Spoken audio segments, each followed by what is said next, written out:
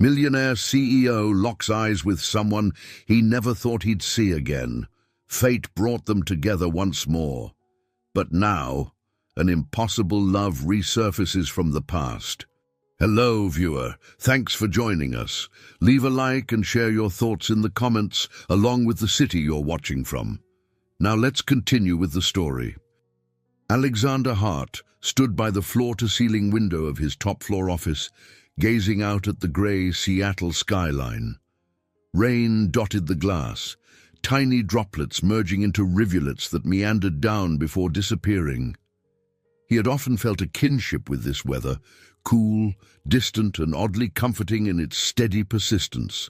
Wearing a tailored grey suit that matched the somber clouds outside, he exuded authority and precision. In his early 40s, Alexander possessed a sharp, clean-cut appearance. His hair, once raven black, showed the faintest hint of silver at the temples. Friends and business associates alike called him unflappable, a man of few visible emotions.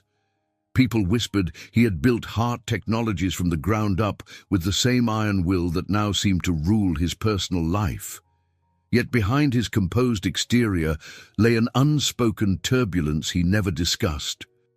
He turned away from the window and stepped back to his mahogany desk, which held the day's reports, sales charts, quarterly figures, and projections for potential mergers. Everything bore his personal annotations in precise handwriting. He read the numbers with a mixture of pride and detachment, fully aware that each figure was a testament to his ambition. "Sir," came the gentle voice of Emily Morris, his executive assistant. She was a sharp-witted woman in her early 30s, known for her discreet efficiency. Standing at the threshold, she held a tablet filled with the upcoming week's engagements. Alexander acknowledged her with a curt nod. "Yes, Emily, let me have it," he said, extending a hand. She read a few entries aloud, ensuring they were correct. "You have a meeting with the legal team in an hour, a video conference with overseas investors in the afternoon, and there's an invitation for an art exhibition on Friday evening." He flicked a glance at her. "Art exhibition?" Emily offered a small smile. "Yes, it's a charity event. A number of potential partners will be there, some of whom you expressed interest in meeting." He paused, recalling how social obligations often weighed on him. "We'll see," he said, placing the invitation aside. "Anything else?" She hesitated briefly. "Your mother called. She wants to schedule dinner." Alexander's jaw tightened. Catherine Hart had a knack for demanding dinners whenever she felt her son might stray from her carefully maintained expectations. Though he respected her, there had always been a quiet tension in their relationship. She held certain standards for the Hart family name, standards he had spent a lifetime trying to fulfill without complaint. "Tell her I'm free tomorrow," he replied. "We'll have dinner at the club, as usual." Emily made a note and left the room. Alone again, Alexander leaned back in his leather chair and closed his eyes. He pictured the frantic pace of his daily life, constant board meetings, phone calls, and stock analyses. His father had passed away years ago, leaving Catherine to shape the family's legacy in her own stern way. She had insisted he focus solely on the business, reminding him at every turn that emotional entanglements could ruin everything. Yet, there was a time, 16 years ago, when he had ignored those warnings. He had been a bright but idealistic college student, full of passion for a young woman named Linda Wilson. She was warm, artistic, and alive in ways that captivated him. Then one day, she vanished without explanation. He had never fully recovered from that blow, though he pretended otherwise. The memory flashed through his mind, uninvited and painful. He recalled a laugh, a soft touch, a promise whispered in hushed tones under the glow of a street lamp. The echo of it sent a stab of emotion through his chest, something he quickly buried under a practiced coolness. The phone on his desk rang, snapping him from the memory. He answered and soon found himself immersed in a discussion about a new European market expansion. Efficiency and control returned. The conversation ended, and he methodically signed off on documents awaiting his approval. His personal life rarely occupied this office space, and he liked it that way. An hour later, as he gathered papers for the legal team meeting, he glanced at the invitation Emily had left. It was for an exhibition supporting up-and-coming artists, hosted in a prominent downtown gallery. He understood the potential value, connections that could lead to lucrative deals. Still, there was an odd twinge in his chest at the thought of attending an event centered on art. Art reminded him of Linda and the bright splash of color she had once brought to his otherwise monochrome world. He forced the thought aside and composed himself. There was no place for distant memories in his carefully curated life. He straightened his tie, stepped out of his office, and headed to the conference room, prepared to continue in the measured routine he had perfected. The day would be long, the tasks many, and the sense of emptiness that lingered somewhere inside him would remain, as always, neatly confined behind his perfect armor. Alexander exited the conference room feeling the faint beginnings of a headache. Negotiations with the legal team had dragged on longer than he anticipated. The incessant hum of fluorescent lights added to his tension, and the patter of rain against the tall windows down the hallway provided a rhythmic backdrop for his thoughts. He made his way to Emily's desk, where she was typing away with quick, adept keystrokes. Upon noticing him, she paused. "How did it go?" "Slow," he replied. "Too many clauses, not enough trust." She offered him a sympathetic glance. "If it helps, you have the afternoon conference call with the Japanese partners in 2 hours. After that, your schedule is open for the rest of the day." He accepted the printed schedule she handed him. "There's no avoiding that conference call, I suppose." Emily shook her head apologetically. "They specifically requested your presence." Alexander was accustomed to the demands on his time, though some part of him felt more impatient than usual. He nodded and walked toward his office. The day's gloom seemed to seep through the windows, but he had no intention of letting it alter his plans. Once alone, he set the schedule down on his desk. The invitation to Friday night's art exhibition caught his attention again, bright letters on a crisp white card. Reading through the details, he noticed the host, a prominent local art patron named Nigel Bowman, known for supporting rising talents. He felt a hint of curiosity. "Up-and-coming artists," he murmured, recalling how Linda used to dream of curating galleries and discovering new talent. She always believed in giving unknown artists a chance, certain they held hidden brilliance. The recollection tugged at something deep within him. Before he could stop himself, he picked up his phone and dialed Emily's extension. "Emily, about that art exhibition on Friday, will you arrange for me to attend? I might as well meet those potential investors. You can confirm with Bowman's team?" Her voice remained level, but carried a note of relief. "Of course, Mr. Hart. I'll handle it." Shortly after, as he tried to refocus on a new batch of documents, a memory intruded. He was a college junior, strolling hand in hand with Linda through a small Seattle gallery. She pointed out abstract paintings with enthusiasm, explaining how each brushstroke revealed the artist's soul.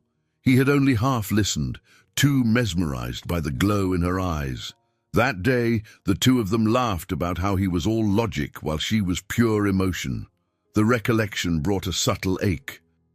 He'd spent so long training himself not to think of her, yet he couldn't ignore the rush of feeling when she crossed his mind. Shaking his head, he returned to reading a market analysis.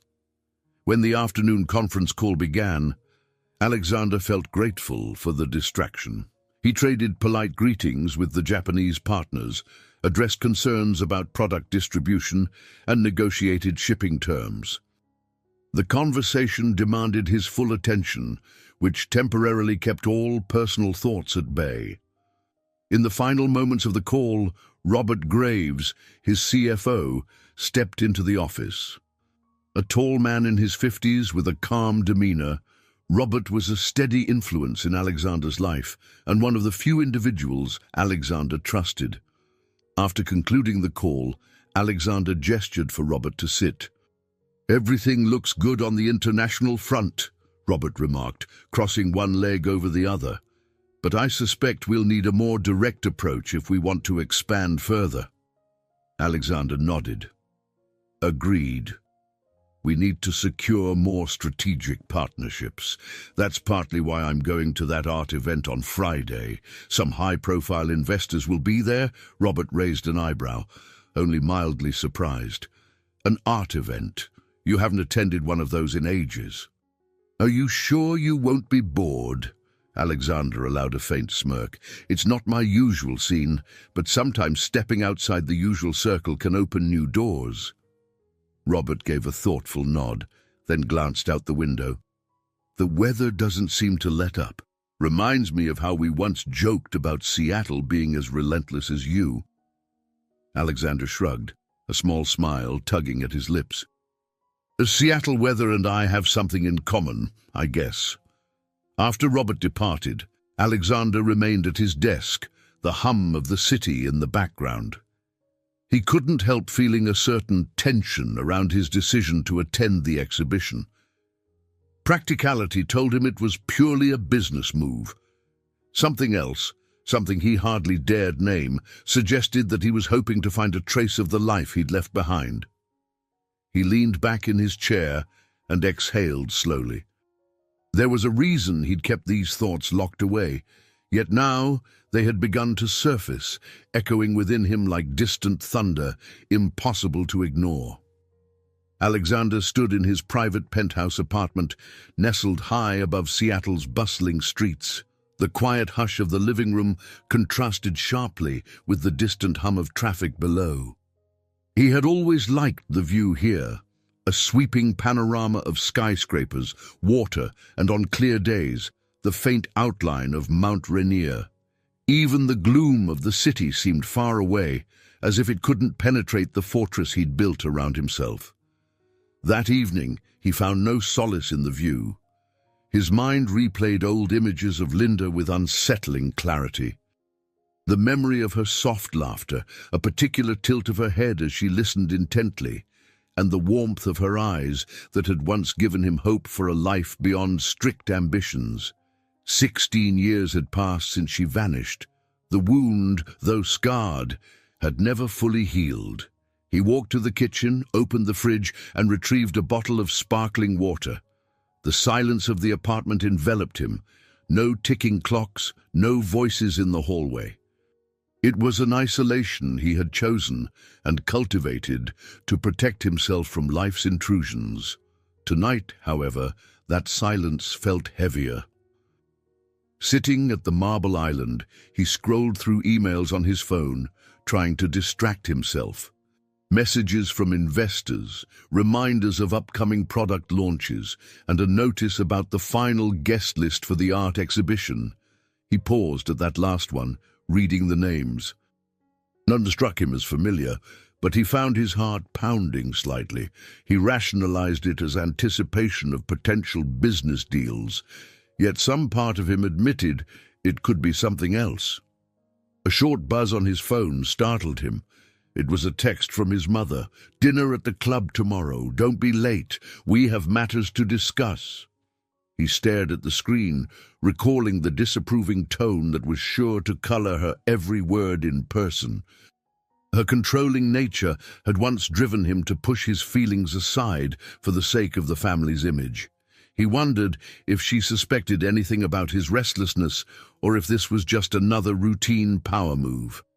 The next morning, after a restless night, Alexander dressed for work in his usual crisp suit and arrived at Hart Technologies earlier than usual. As he made his way through the main lobby, employees greeted him politely, noticing the faint strain in his gaze. He gave curt nods in return, heading straight to his office. Midway through organizing his day's tasks, Emily arrived with coffee. She set the cup on his desk and checked a small notepad. "Your mother's office called to confirm dinner at 7 tonight," she informed him. "Also, Mr. Bowman's team followed up about the exhibition. They want a confirmation on your attendance." Alexander sipped the coffee, savoring the bitterness. "Tell Bowman's people I'll be there," he said. "And yes, I'll be at dinner with my mother." Emily hesitated, concern flashing in her eyes. "Is everything all right, Mr. Hart? You seem a bit tense." He paused, almost considering a genuine response. But old habits prevailed. "I'm fine, Emily. Just a lot on my mind," he answered softly. The day marched on with back-to-back discussions about new patents and expansions into overseas markets.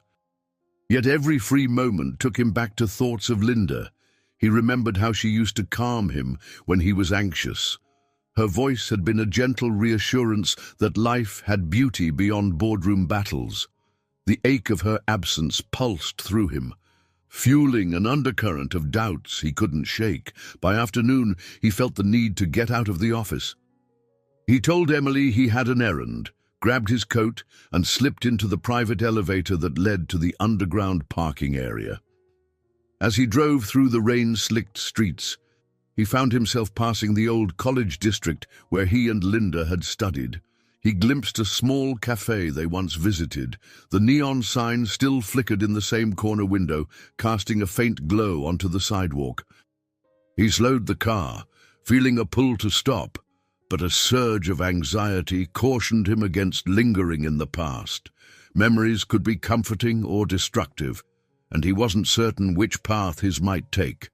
Without allowing himself to overthink, he pressed the accelerator and continued toward an unknown destination, telling himself he was simply taking a scenic route. Images of Linda continued to surface, each memory trailing a question he had long suppressed. He wondered what had driven her to leave, how she could abandon everything they had dreamed of sharing. He convinced himself he was merely curious, yet a stirring in his chest hinted that he wanted more than answers.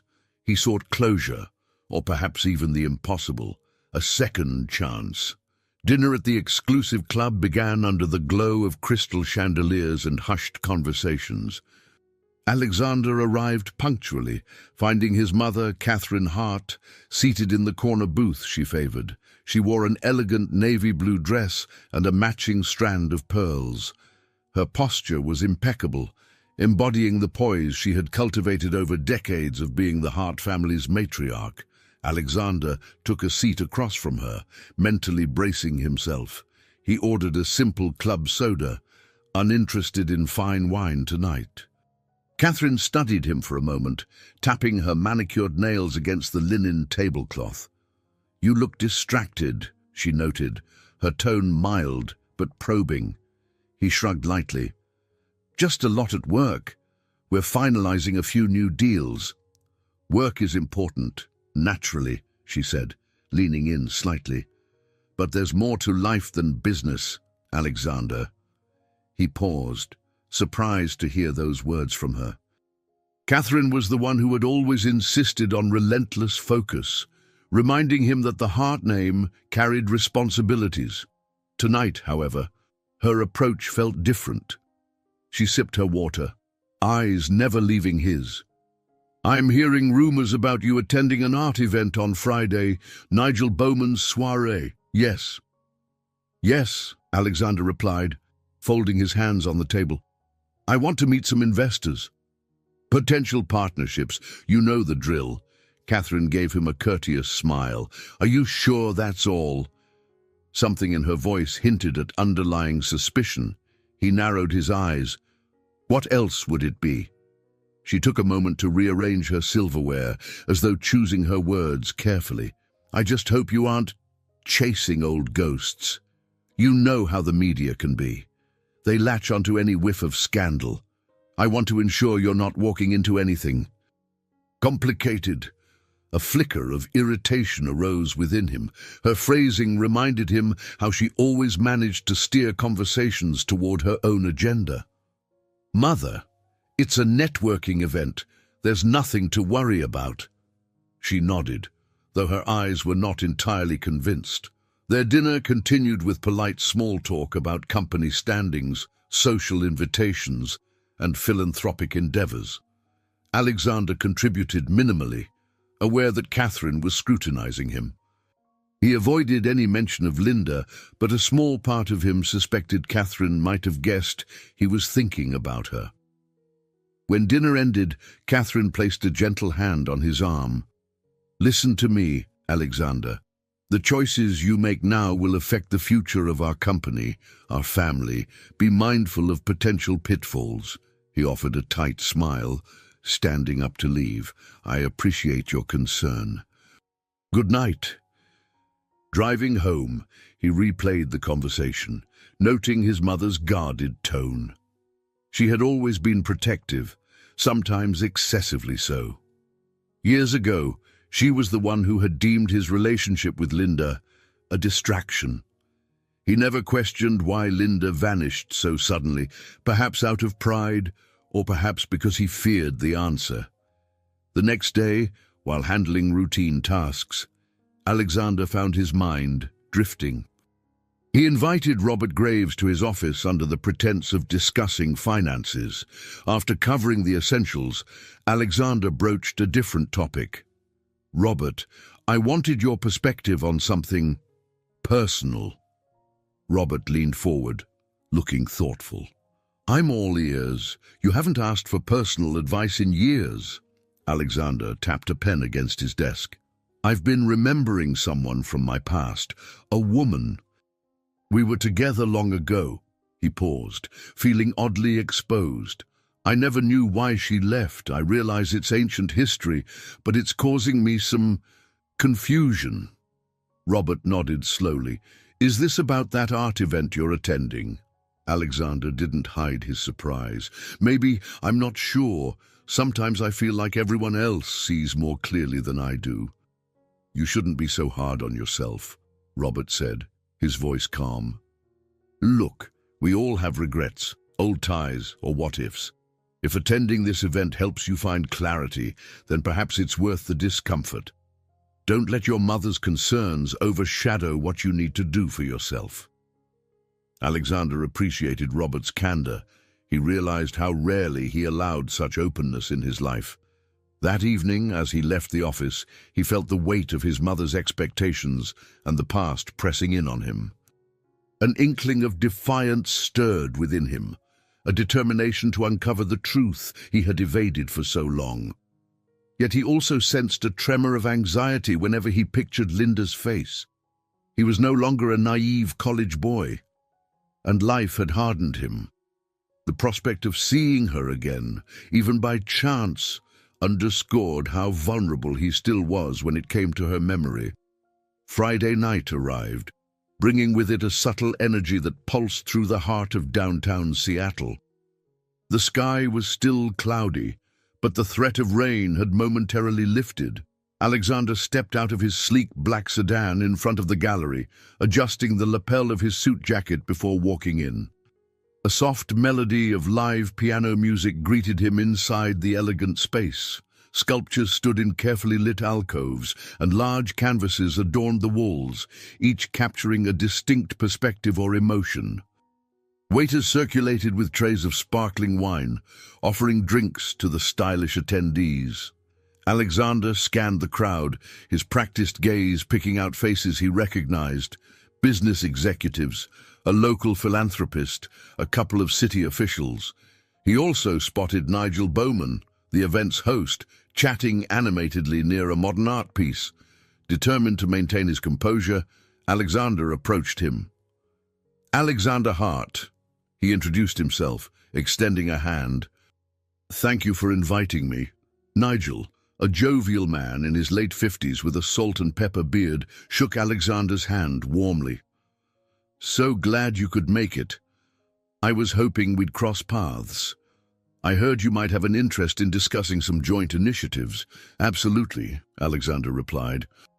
Innovation in technology can pair well with the creativity of the art world, if aligned correctly.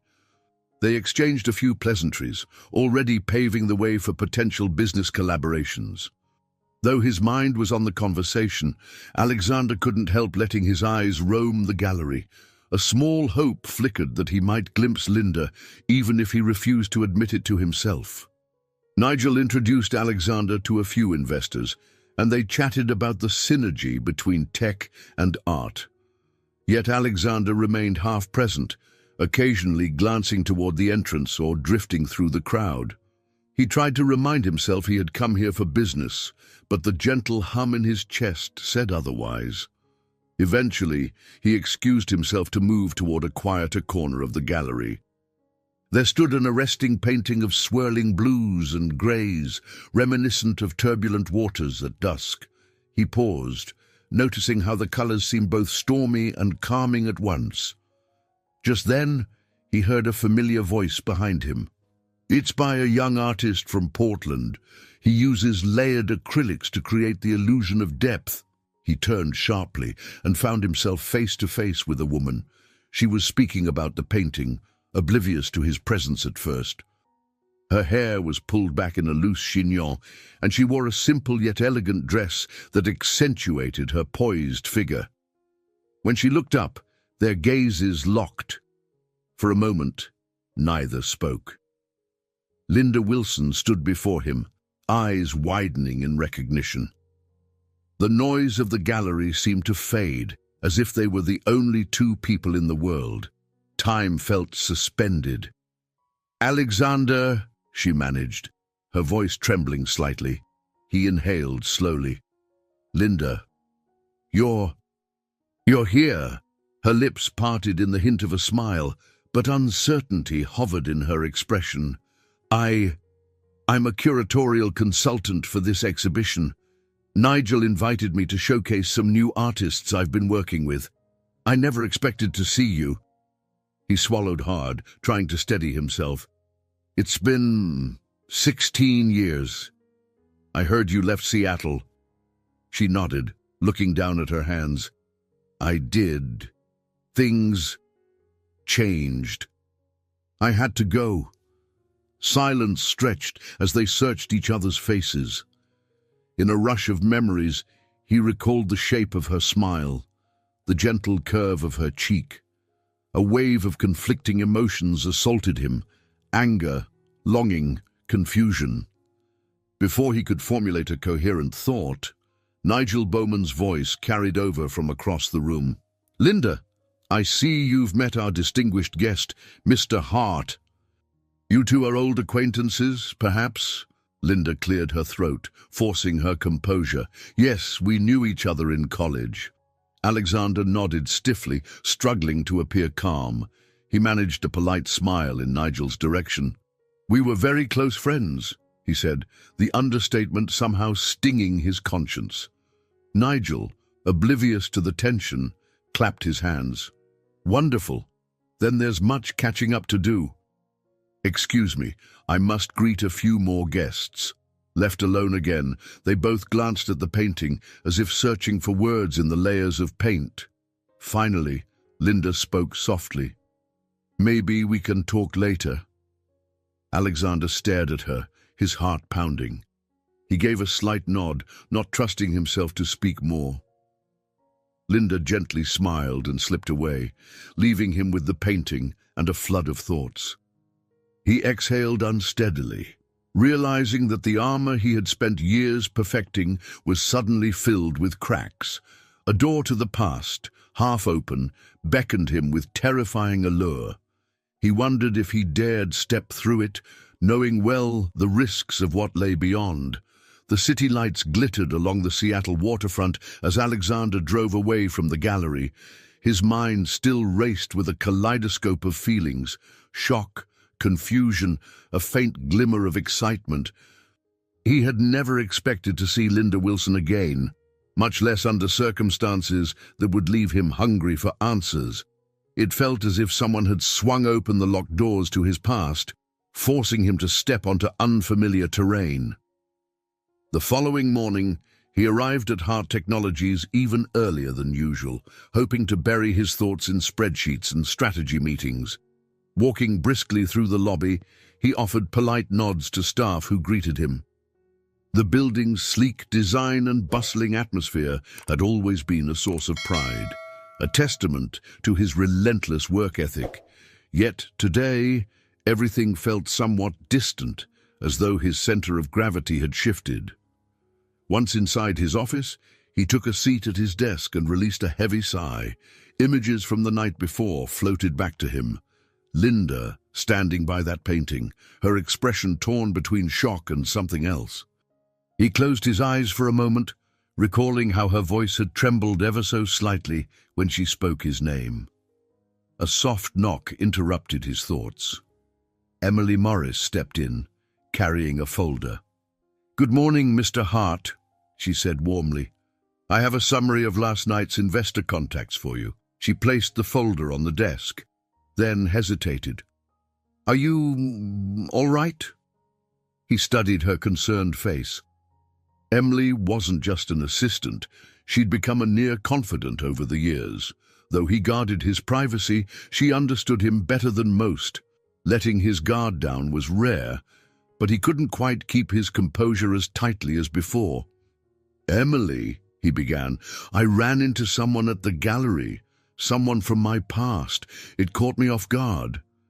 She tilted her head with gentle curiosity. "A friend?" "More than that," he admitted, his voice quiet.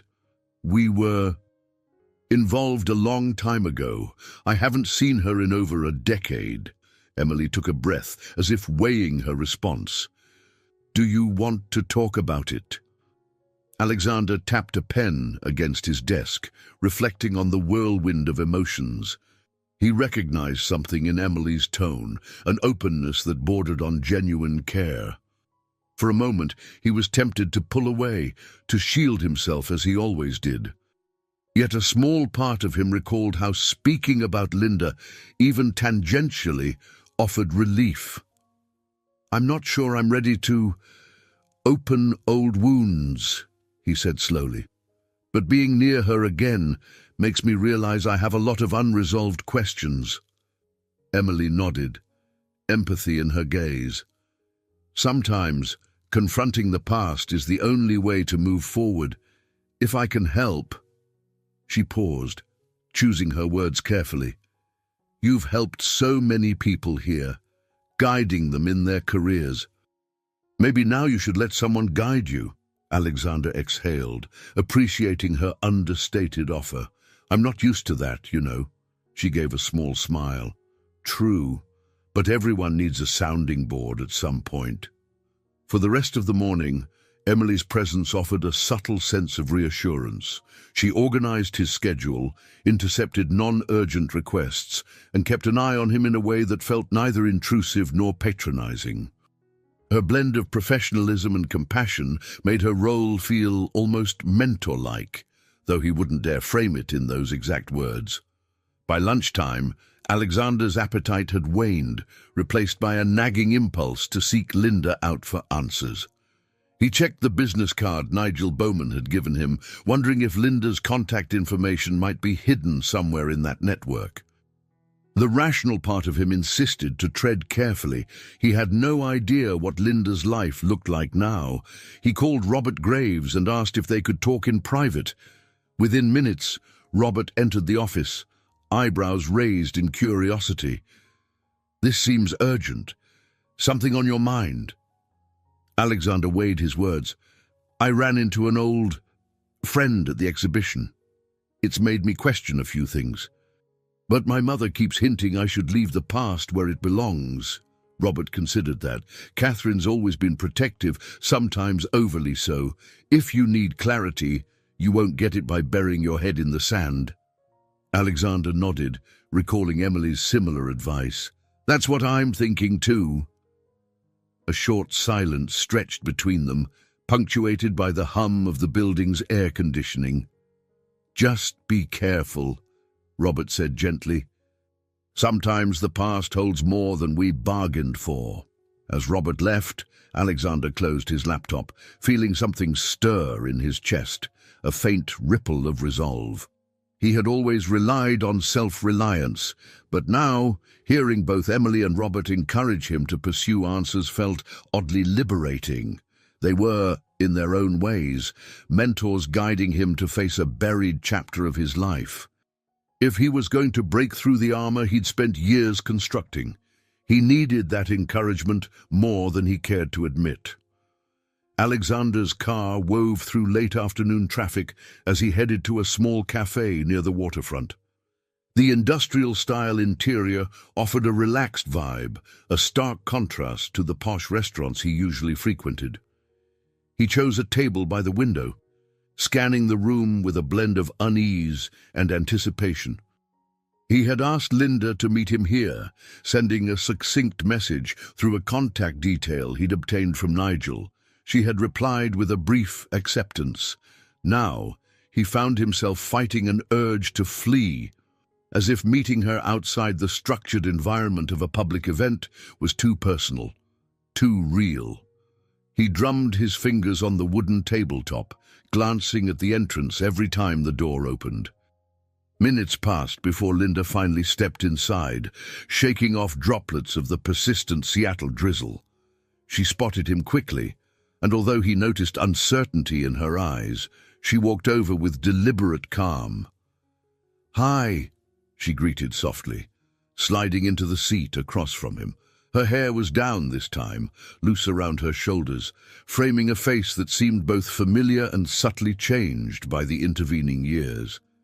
"Thank you for coming," he said, attempting to steady his voice. He gestured to the menu. "Would you like something to drink?"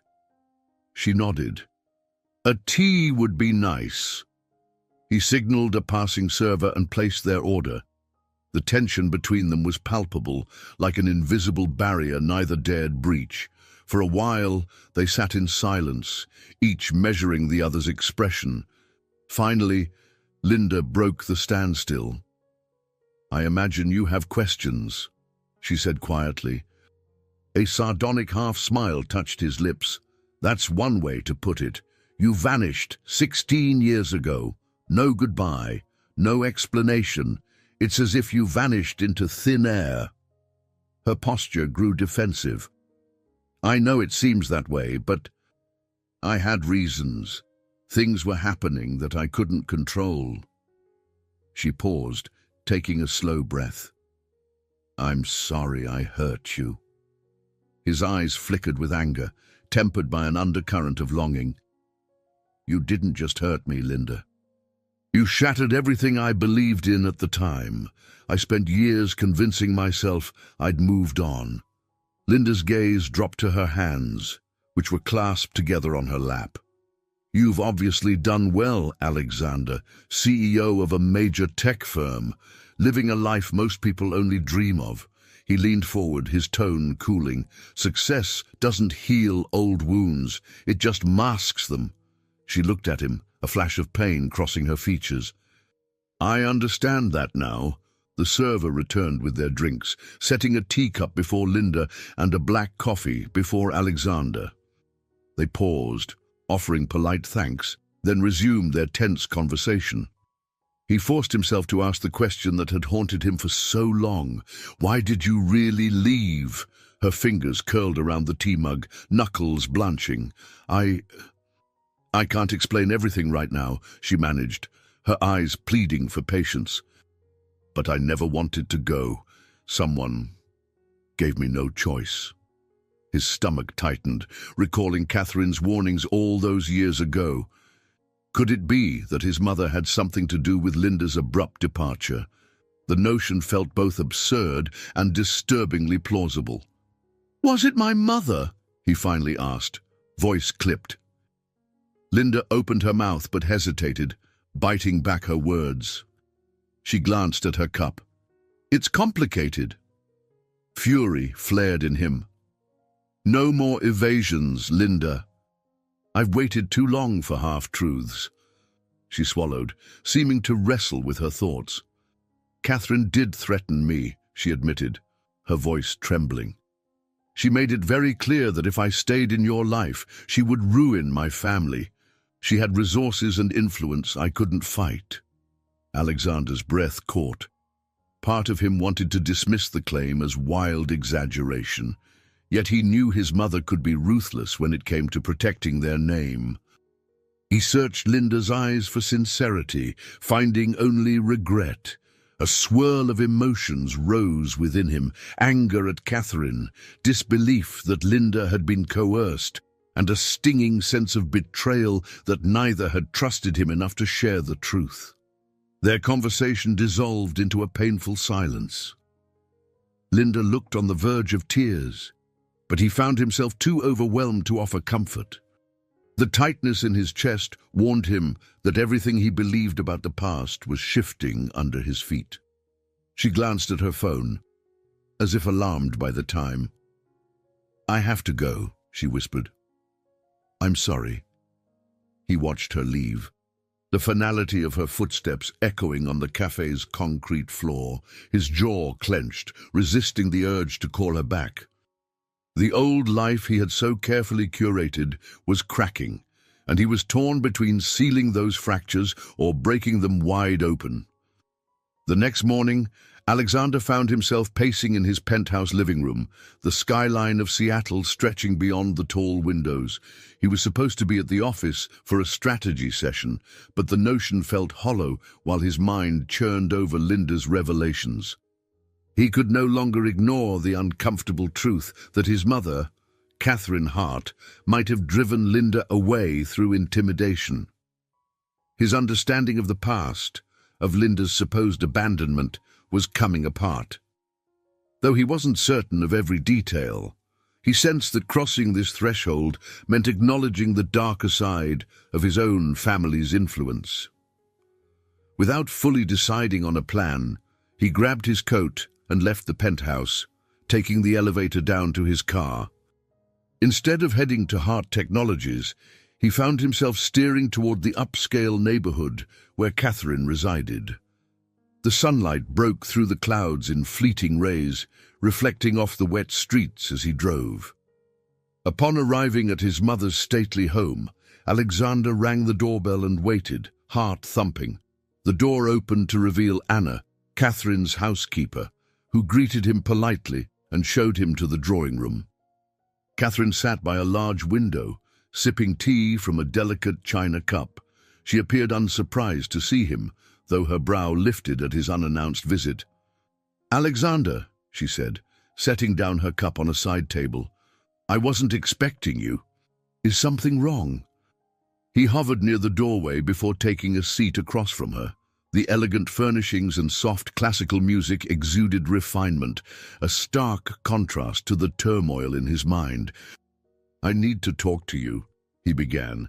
"It's about Linda Wilson." Catherine's expression sharpened. "Linda Wilson," she repeated. "Why on earth would you be speaking with her now?" "That's the reason I'm here," he replied, steadying his voice. "I ran into her at an art event. She claims you threatened her to make her leave me." An icy tension filled the room.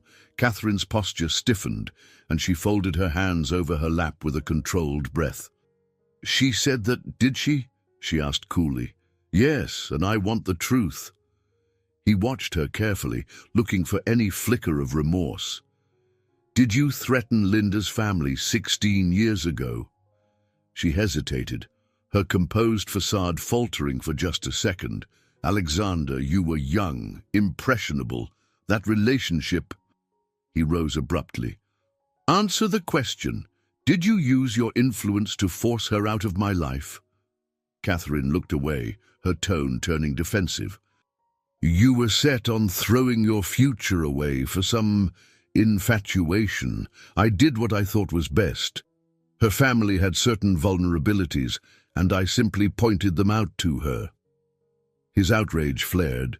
"Vulnerabilities, that was a threat, and you know it." She stood, back straight, meeting his glare with frosty defiance. "I protected you, Alexander. That girl wasn't from our world. She would have held you back, destroyed your opportunities." His hands tightened into fists. "How could you do that? I had a right to make my own choices. Catherine's eyes flashed. Your father had just passed away. I couldn't risk losing everything we'd built. Sometimes parents must make tough decisions. Anger and disbelief warred within him. He felt nauseated, recalling the heartbreak he'd carried for so long. You had no right, he said quietly, voice trembling. You were blinded by youthful passion, she retorted. I saved you from what I saw as a mistake. Unable to bear more, Alexander walked to the door. I'm not a child, he said, turning back to face her, and I'll find out the rest of the story. I refuse to let you manipulate my life any longer. Catherine's voice followed him. Don't let her trap you now, Alexander. She'll only bring scandal and chaos, especially if... She stopped abruptly. Especially if what? He demanded, but Catherine clamped her lips shut, refusing to elaborate. He lingered a moment, frustration pulsing in his chest, then left. Driving away, he felt the gravity of stepping into a new reality, everything he once relied upon. His mother's loyalty, the neat narrative of his lost love, had collapsed, revealing deeper secrets he still didn't fully understand. He sensed that continuing down this path would test not only his emotional resilience, but also the well-crafted life he'd built around business success. Late in the afternoon, Alexander sat alone in his office, the door firmly shut. The day's meetings had passed in a blur, and he'd cancelled what he could, citing a personal emergency. He couldn't concentrate on sales projections or corporate expansions, while his thoughts spiraled around Linda and Catherine's revelations. He opened a desk drawer and pulled out an old photograph he had hidden there years ago, one of him and Linda standing by a lake, laughing on a summer day. His younger self looked carefree, a stark contrast to the stoic man he had become. He traced a finger over Linda's face in the picture, remembering the warmth of her presence. A knock at the door made him stash the photo away. Emily entered cautiously. I wasn't sure if you wanted to be disturbed, she said, her voice gentle. You haven't been yourself all day. He gestured for her to come in. Close the door, please. After she complied, he exhaled deeply. I confronted my mother. Linda was telling the truth. Emily frowned, sympathy evident. I'm sorry. That must be difficult. Alexander leaned back in his chair, trying to steady his thoughts. It is. But more than that, it's disorienting. I've built my entire adult life under the assumption that Linda left because she didn't care enough. Now I know it was orchestrated. Emily walked over to the small seating area. She sat on a plush chair, folding her hands in her lap. What do you plan to do next? He paused, then joined her, sitting across from her on the leather sofa. I don't know. Part of me wants to confront Linda again, demand she explain why she never reached out, even if my mother forced her. Another part is afraid of what else I might learn. Emily nodded. Life isn't simple, especially when family is involved. She hesitated before adding, maybe you should focus on listening rather than demanding answers. If Linda had no choice, she might have been terrified. His chest tightened at the thought. I was always told Linda was just gone. I pictured her living happily somewhere else, forgetting me. The conversation was interrupted by a buzz from his desk phone. Emily stood and answered. Mr. Hart is in a meeting, she informed the caller. May I take a message? A brief exchange followed, and she hung up. Your CFO, Robert Graves, wants you to know the board meeting has been rescheduled to tomorrow morning, she said. He's concerned about your absence today, but said he can cover for you if you need more time. Alexander appreciated Robert's consideration. Let him know I'll be there tomorrow, he replied. But for now, I need to step out. There's someone I want to see. Emily gave him an encouraging nod, offering a quiet smile. Take your time, Mr. Hart. He grabbed his coat and left the office. ignoring the curious glances from colleagues. His destination was a small gallery downtown, one Linda had mentioned in passing during their brief conversation at the cafe. She was curating a local exhibition, though he wasn't sure if she'd be there so late in the day. Upon arrival, he found the gallery modest and inviting, worlds apart from the grand, high-profile event of the previous week. Soft, overhead lighting revealed a series of paintings that showcased vibrant cityscapes. Each piece seemed to burst with color and movement, capturing the essence of urban life. He wandered the corridors, half expecting to find Linda around each corner. Eventually, he paused by a painting of a lone figure on a rainy sidewalk, the city looming in blurred lights behind them. Something about the composition struck him, an overwhelming sense of isolation amidst the bustle of life. Powerful, isn't it? He turned around and saw Lucy Hartley, a slender woman in her mid-30s, standing a few feet away. She wore a casual blazer and had an air of quiet confidence. Recognizing her from the night of the art event, Alexander offered a polite nod. "Yes, it's captivating." Lucy took a step closer. "I'm guessing you're here to see Linda?" He hesitated before answering. "I was hoping to, but I'm not sure if she's around." A note of understanding crossed Lucy's face. "She's in the back, cataloguing some pieces." She paused as if deciding whether to say more. "She's been going through a rough time." Alexander's eyes flickered with concern. He felt an odd blend of relief that Linda was present and anxiety over the conversation ahead. Without further prompting, Lucy gestured for him to follow. He drew in a measured breath and stepped forward. Adjusting his suit jacket, he prepared for whatever new truth might be waiting around the next corner. Lucy led Alexander through a narrow hallway to a small office cluttered with art catalogues, rolled canvases, and half-open boxes of supplies. At the center stood Linda, her hair in a loose ponytail, wearing jeans and a lightweight sweater. She was reviewing some paperwork and didn't notice his arrival right away. Lucy cleared her throat softly. "Linda," she said, her tone gentle, "you have a visitor." Linda looked up, her eyes widening the instant she recognized Alexander. She set the papers down, clearly unsettled by his sudden presence. "Alexander, hi," he swallowed, nerves prickling his skin. "I'm sorry to show up unannounced. I just needed to talk to you." Lucy glanced between them, sensing the tension. "I'll give you two some privacy," she murmured, slipping out and closing the door behind her. They stood in silence for a moment. The small office felt charged with the things left unsaid. Linda gestured awkwardly to a chair, and Alexander nodded before sitting.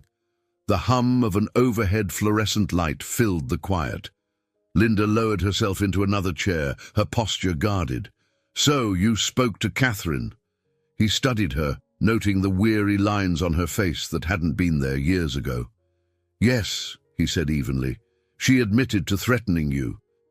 Apparently, she believed you'd ruin my future." A flash of sorrow crossed Linda's eyes. She wasn't wrong about one thing. You were destined for great things. But she was wrong to think I wanted to hold you back. I always admired your ambition. His chest tightened, a swirl of sadness and gratitude. "If that's true, why didn't you reach out once you left, even a letter or a phone call?" "I waited, Linda. I kept thinking you'd come back." She exhaled slowly. "It's complicated. When your mother threatened my family, she also threatened that if I tried to contact you, she would reveal my parents' personal struggles, legal and financial issues they were wrestling with, to powerful figures who could destroy them. I was terrified. My father was ill. My mother was on the verge of losing her home.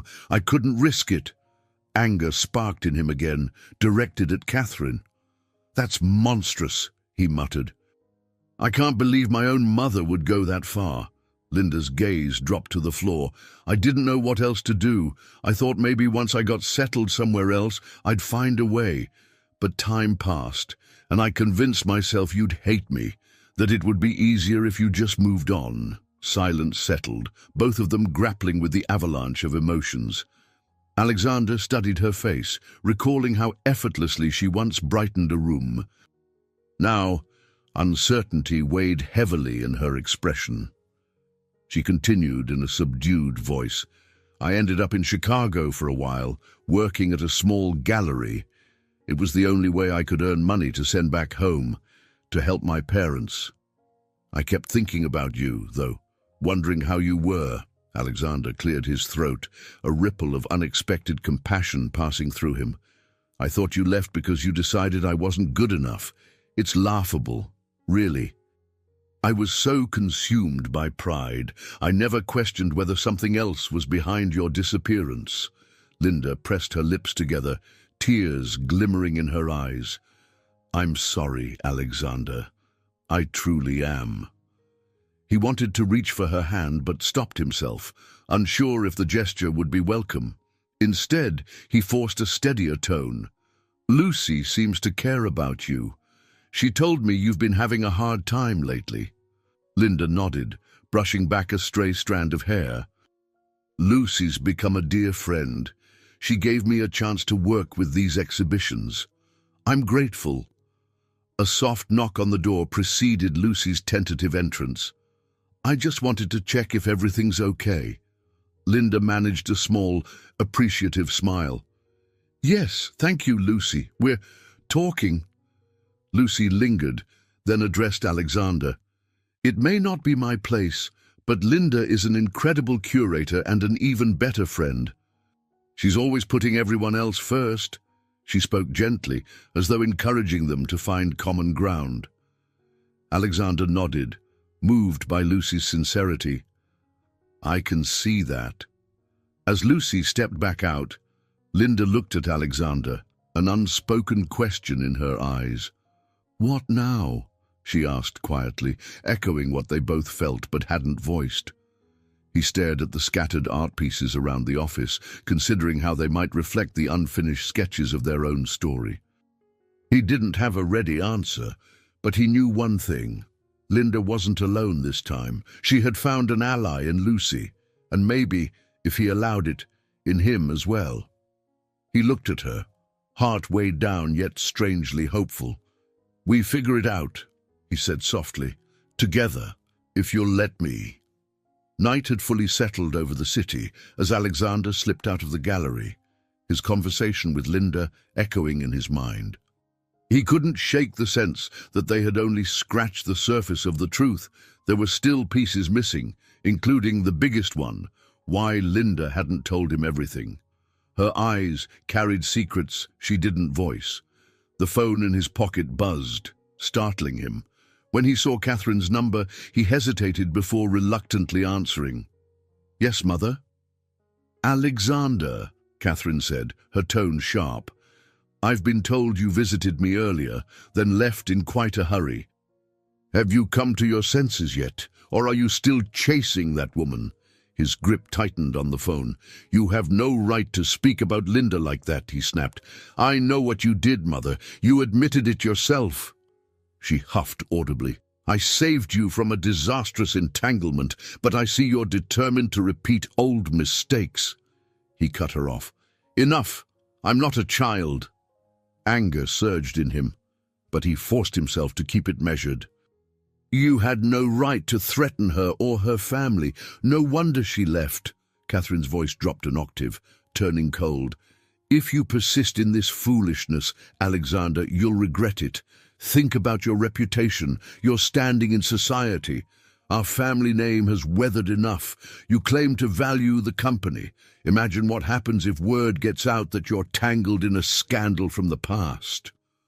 The mention of a potential scandal made him pause, but only briefly. Is that all you care about? Appearances? You once told me you'd do anything for me. Now I see that your promises were only to preserve your version of our future. He heard her exhale. Everything I've done was to protect you, she said, her voice tinged with stubborn pride. I won't apologize for that. Protect me from what? He demanded, frustration making his heart pound. From love? From living a life outside your control?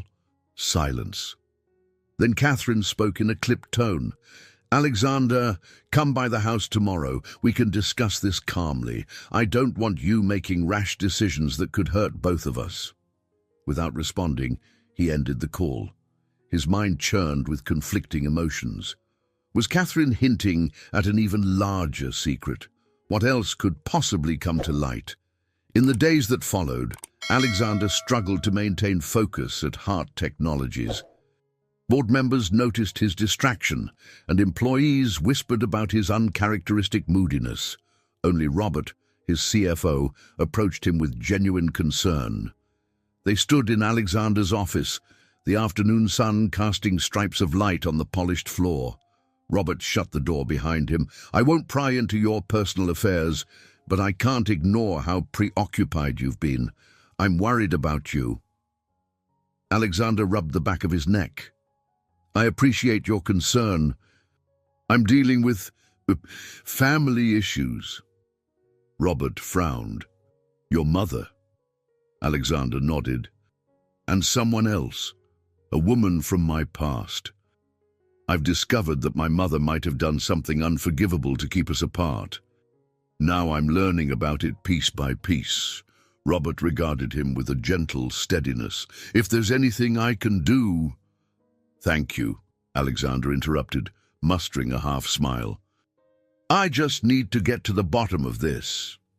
Later that evening, Linda called him for the first time. Her voice was subdued, and there was a slight tremor behind her words. "I need to see you, Alex. There's something else you should know. I've tried telling you before, but each time I lose my nerve." A prickle of dread ran down his spine. "I'll come to you," he replied immediately. They agreed to meet at the same small cafe near the waterfront. Upon arrival, he found Linda already seated at a corner table, her hands wrapped around a mug of tea. Outside, the neon reflections shimmered on the damp pavement, mirroring the uneasy tension in the air. He joined her quietly, noticing how she avoided direct eye contact. "What's going on, Linda? You sounded upset." She inhaled shakily. "It's complicated, but you need to hear it from me before it comes out any other way." Her voice faltered. I have a son, Alex." The words landed like a blow to his chest. He leaned back, mind racing. A son. The realization that Linda might have a child, one who could be his, rushed to the forefront, but he couldn't yet form the question. She looked up, tears threatening to escape. "And he's 15. His name is Jason." Alexander's heart pounded so loudly, he thought others in the cafe would hear. His gaze locked onto Linda's, searching for denial, an explanation, anything. The weight of this new revelation gripped him, fueling an undeniable sense that the confrontation he'd begun with Catherine was only the start of a larger battle he had never dreamed existed. A hush fell over the small cafe the moment Linda revealed that she had a son named Jason, now 15 years old. At first, Alexander stared at her in numb disbelief, his world spinning. Outside, rain drummed against the window, the streetlights glowing in wet halos. Inside, he found himself at a loss for words, grappling with a rush of questions he was too stunned to form. Linda clutched her mug, unable to meet his eye. Her hair fell forward in loose waves, partly shielding her face. She took a slow breath as if bracing for impact. "I know how much this must hurt," she whispered, finally looking up. "I've spent years imagining what you would think if you ever found out." Alexander's throat tightened. He had come here expecting to discuss the threats Catherine made, but this revelation felt even more life-altering. "Are you telling me," he began, voice hoarse, "that I'm Jason's father?" She nodded, tears shimmering. "I wanted to tell you so many times, but once your mother forced me out, I was terrified you would reject me, or him. I was young and overwhelmed. My family was hanging by a thread, and then time just kept passing. her voice cracked. "I told myself I was doing what was best for everyone." A whirl of emotions churned inside Alexander: anger, regret, even a twinge of excitement at the thought of having a child. "Does Jason know about me?" he asked, fighting the urge to raise his voice. Linda shook her head. "He knows nothing. Only that his father isn't in the picture." She seemed ashamed, tears slipping down her cheeks. "I tried to protect him. I never wanted him to feel abandoned." Alexander stood abruptly, the chair scraping against the cafe floor. He paced to the window, staring at the blurred reflection of his own face in the glass. The idea of having missed his son's entire childhood struck him like a physical blow. Memories flashed of his youth, the ambitious dreams he once shared with Linda, the hollow sense of betrayal he had felt when she left. Now he realized there was a deeper betrayal, but not from Linda alone. He turned back, pinning her with a tortured gaze. "I can't believe my mother did this, that she stole not just you, but my own child from me, and you didn't. You never once—" Linda stood as well, raising her trembling hands. "I wanted to. It was complicated. Your mother was powerful. She cornered me at a time when my father's health was failing, and my family didn't have resources to fight her. The fear of her exposing everything, destroying what was left of my family's stability, paralyzed me." He recognized the desperation in her voice, the sincerity.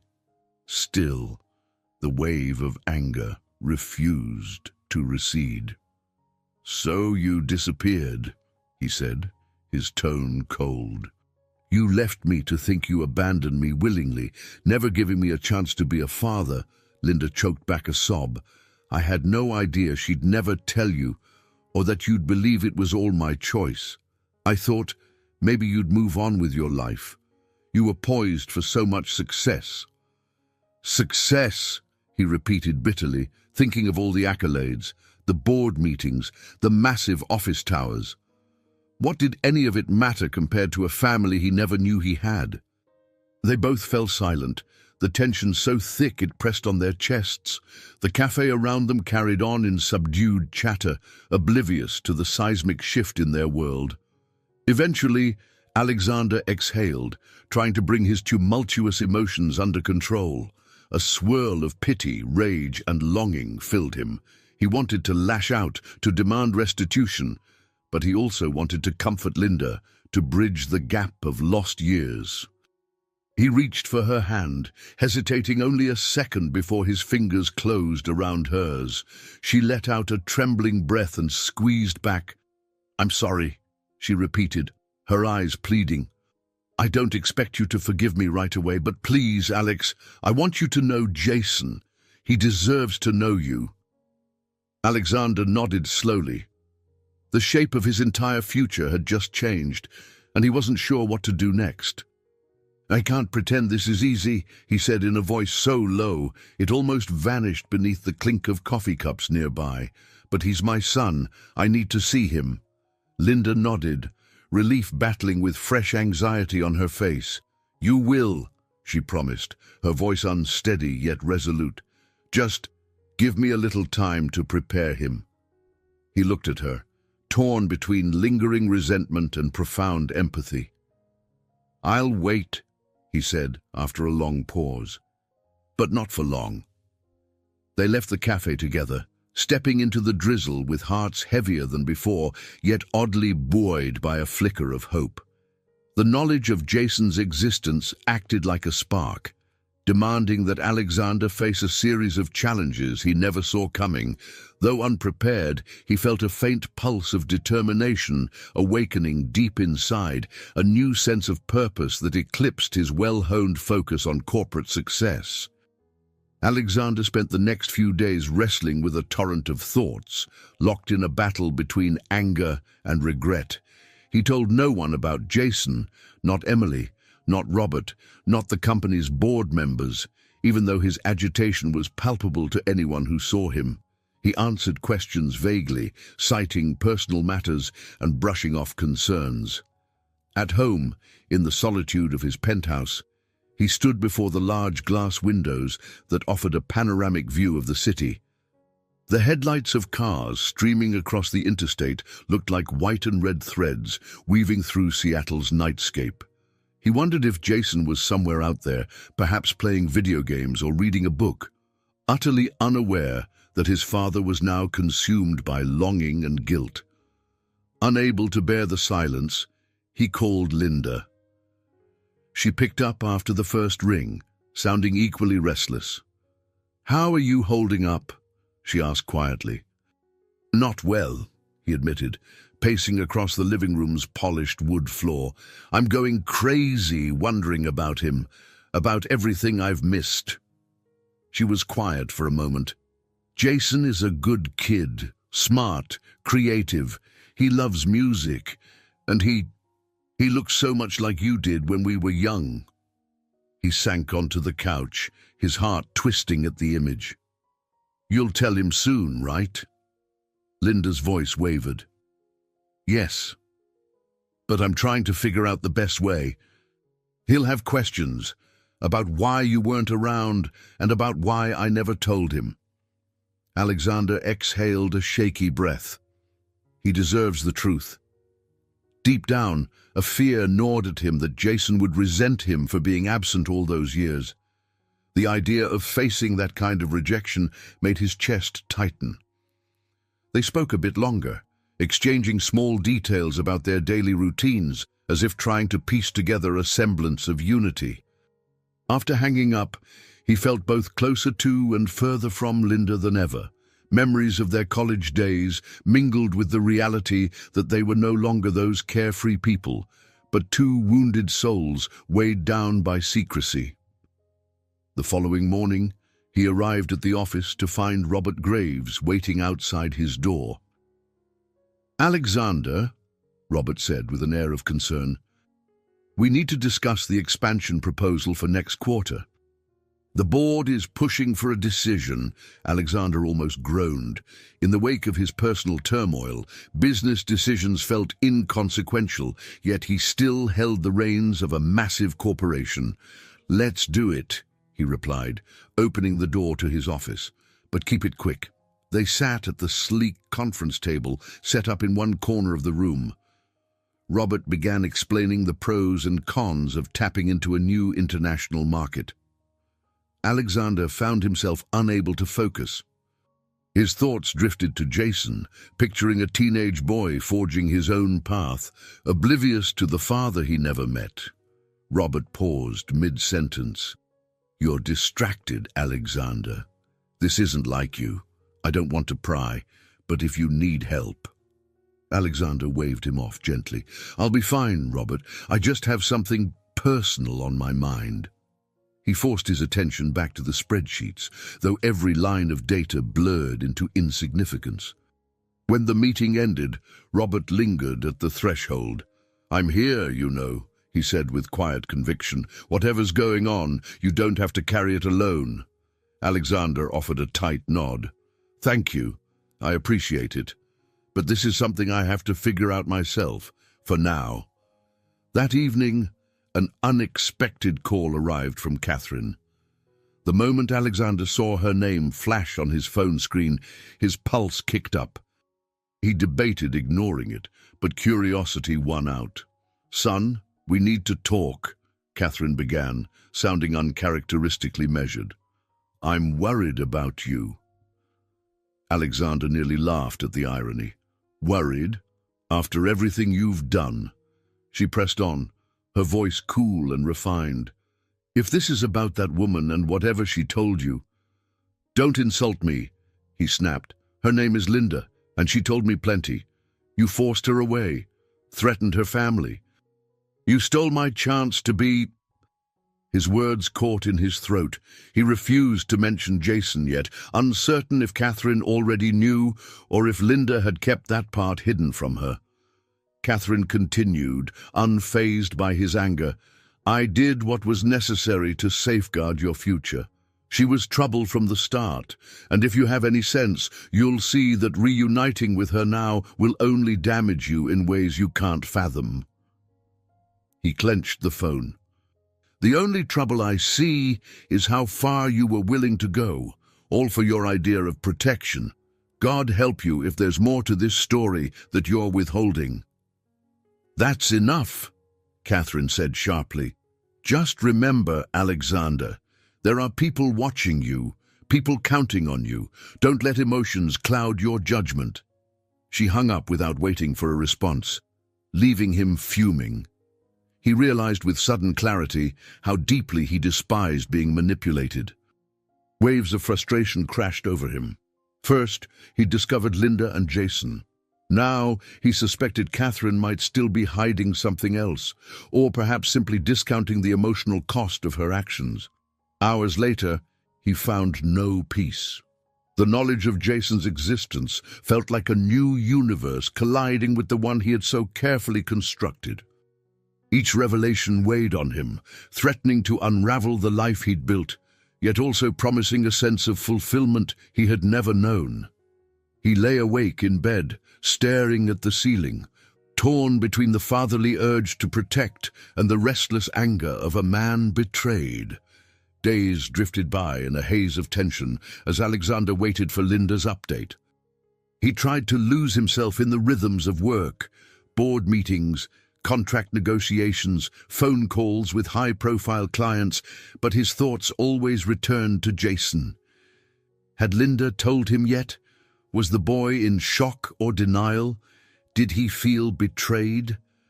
On a cold, drizzly afternoon, Linda finally contacted him. Her voice sounded strained.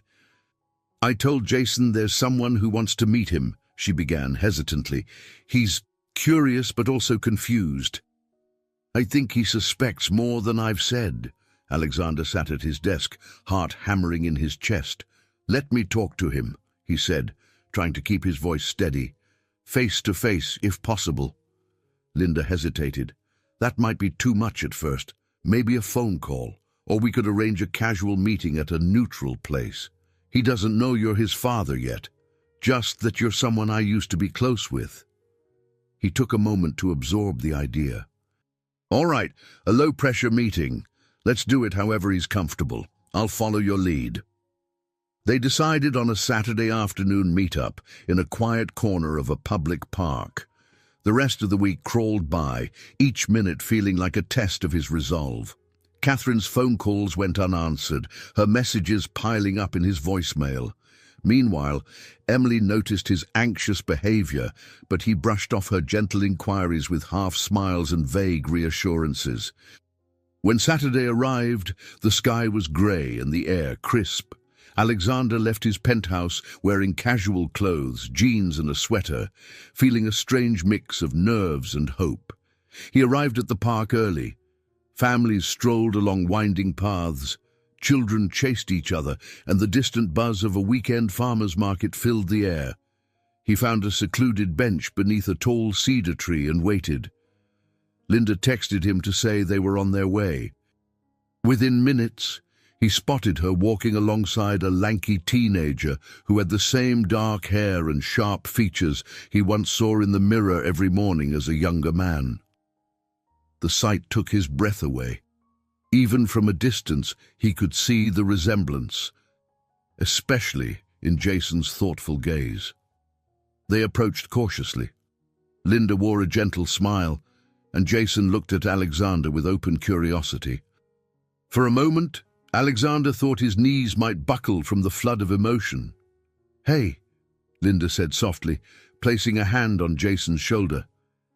"This is Alex, a friend of mine from a long time ago." Jason studied Alexander, who realized he was holding his breath. The boy's eyes carried a mix of polite interest and teenage wariness. Alexander managed a calm smile. "Hi, Jason." They sat on a nearby bench, the three of them in an awkward little circle.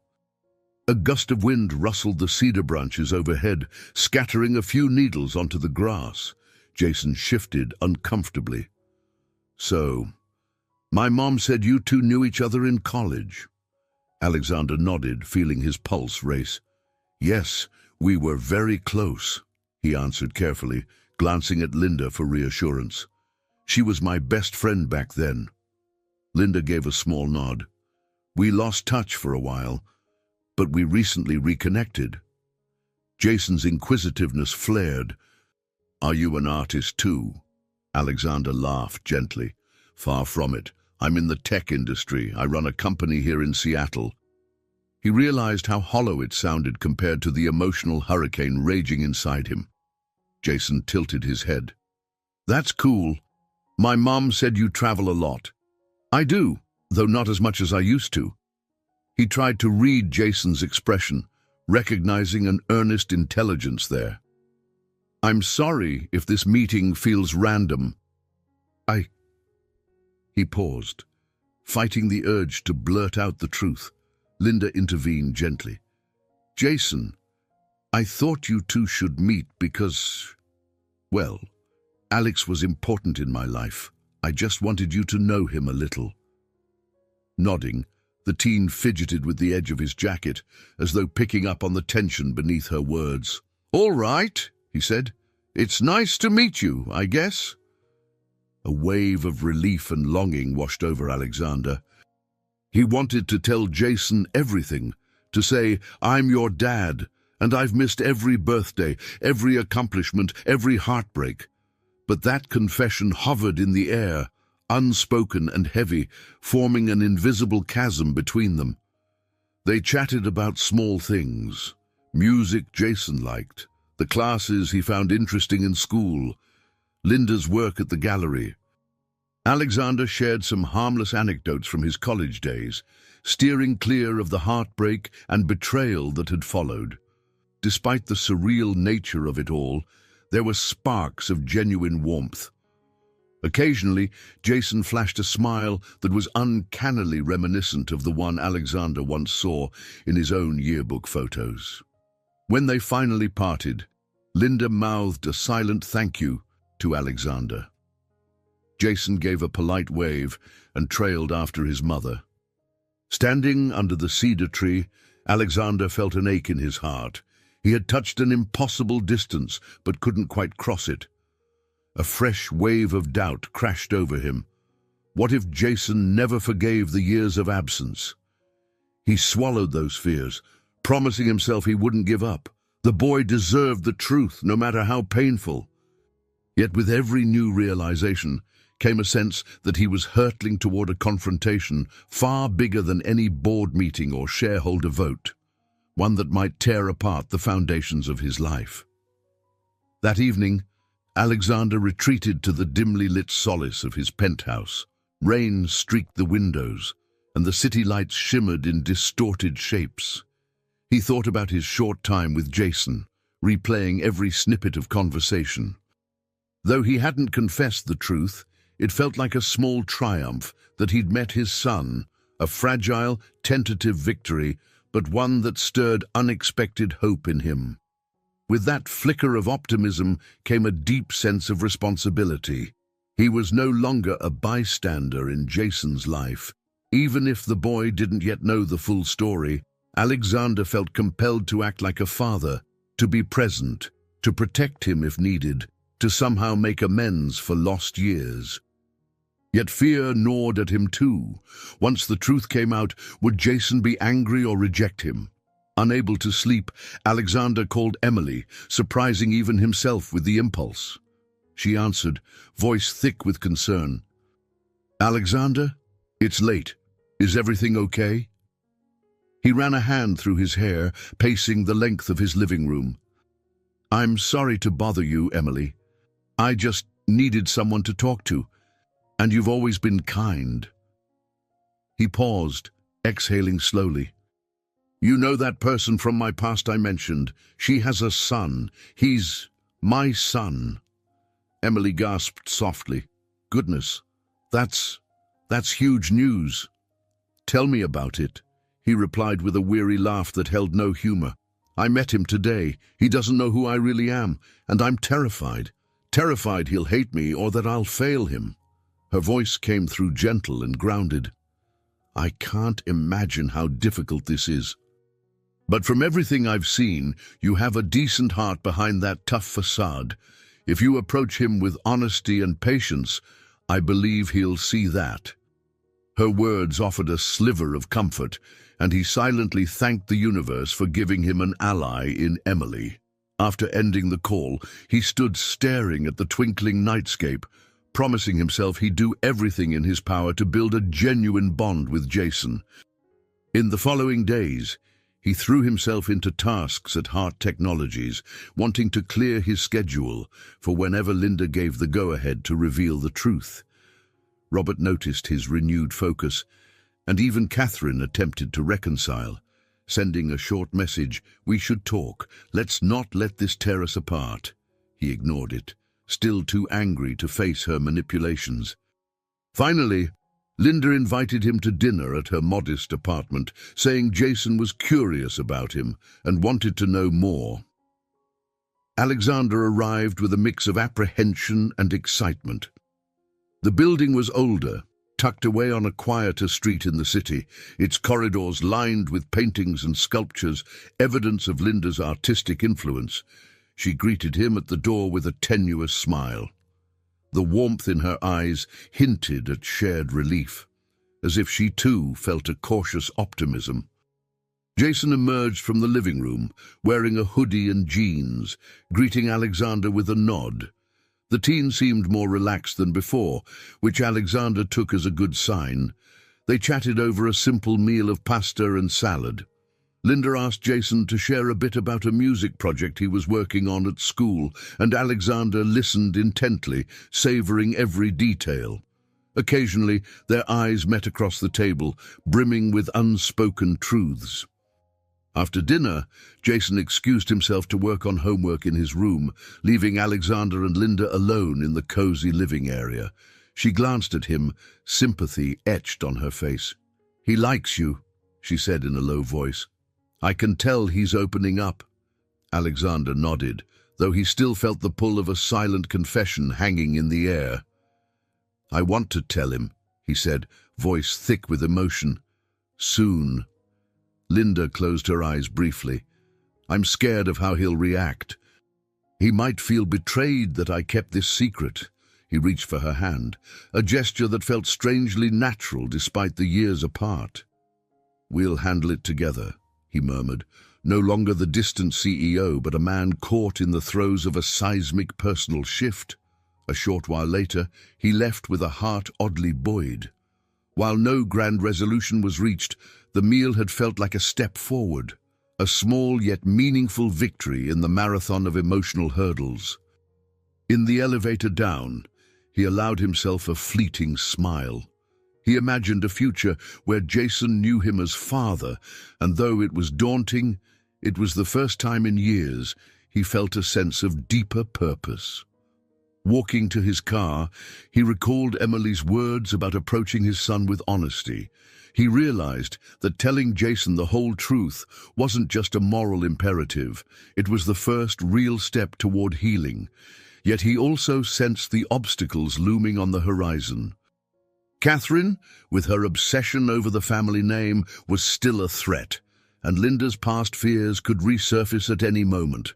The road ahead was far from certain, but for the first time in a long while, Alexander felt he wasn't simply running a race against the demands of business.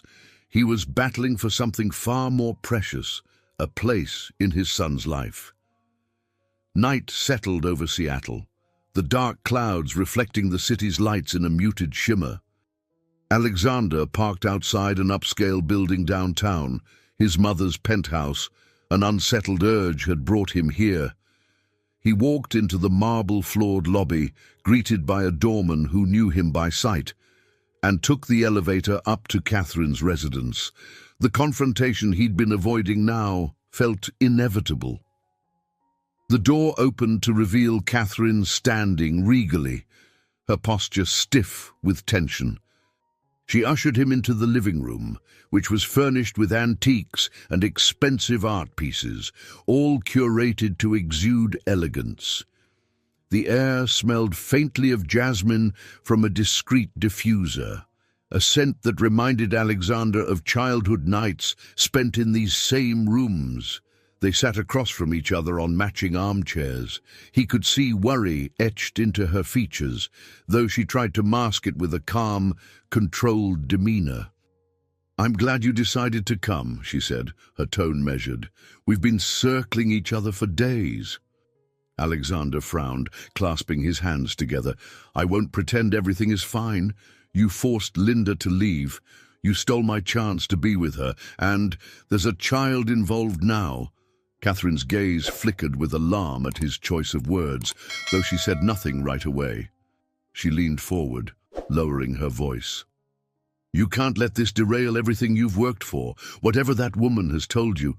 "That woman," he repeated, bitterness in his voice. "Mother. Her name is Linda, and she's the mother of my child. If you're going to speak about her, do it with respect." Her lips pressed into a thin line. "I suspected something like this might come to light eventually. I'm sorry if it pains you, Alexander, but that relationship was doomed from the start." He felt rage coil in his chest. "Doomed because you meddled, because you used your power to ruin people's lives. If you knew there was a child, how could you keep that from me?" She lifted her chin, eyes cold. "I only did what I thought was best to protect you and the Hart name. All those years ago, Linda was a decent, honest person who cared about me," he interrupted. "And now she's raised our son alone, while I've been ignorant of his existence. Did you never think how this would tear me apart if I found out?" A flicker of uncertainty passed over Catherine's face. She stood, turning away from him, her hands trembling. "You were so young, barely out of college. Your father had died not long before. The company was in flux, and Linda's background was questionable. I had to preserve what we had." Alexander rose, stepping closer. "Your control is suffocating. You claim you were protecting me, but it feels more like you were protecting yourself from losing your grip on everything." She turned back, eyes moist but still defiant. "I did what I believed was right." His heart pounded, torn between anger and the residual love he felt for his only living parent. "But it wasn't right. You can't keep using that excuse. Now I have to face Jason and tell him that I wasn't there for him because of your manipulation. How do you think he'll react?" Catherine's jaw tensed. "This is what I feared. A public scandal. A furious teenager. Everything you've worked for. Everything your father built at risk." Alexander let out a shaky breath, feeling the weight of her words. "I won't sacrifice my relationship with my own son for the sake of appearances. If that costs me the company, so be it. I refuse to hide him or Linda away." For a moment, Catherine's face softened, as if old vulnerabilities surfaced. "Alexander, you've always been so driven. I only wanted to keep you focused, to ensure you wouldn't lose what we built." He shook his head, pain twisting inside. "Don't you see? He's my child. I love him already, and I'll do whatever it takes to be in his life. If you can't accept that, then you're going to lose me too."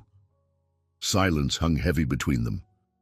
At last, Catherine lowered her gaze. "I'd never meant to hurt you." Her admission felt small, almost too late. Alexander turned away, exhaustion overtaking his anger. He felt a surge of determination. He would tell Jason the truth and stand by Linda, come what may. The battle lines had been drawn, Catherine's power on one side, his newfound paternal instinct on the other. Without another word, he left her penthouse, stepping into the elevator as his heart thudded in his chest. The path forward looked increasingly steep, filled with potential fallout at every turn. Catherine's manipulations, possible backlash from the board if the story went public, and Jason's reaction to decades of withheld truth. Yet through the haze of uncertainty, he saw a single, clear objective. The fight was no longer about business or reputation. It was about the bonds of family, which he had only now realized mattered more than any corporate empire he could ever build. A cold draft brushed Alexander's face as he stood in front of Linda's apartment door on a late Sunday afternoon. His heart thumped harder than he cared to admit, an electric tension rippling through him. Today was the day they would finally tell Jason the truth. No more half measures, no more delaying the inevitable. Linda answered, her eyes reflecting both nervousness and determination. She opened the door wider, allowing him to step inside.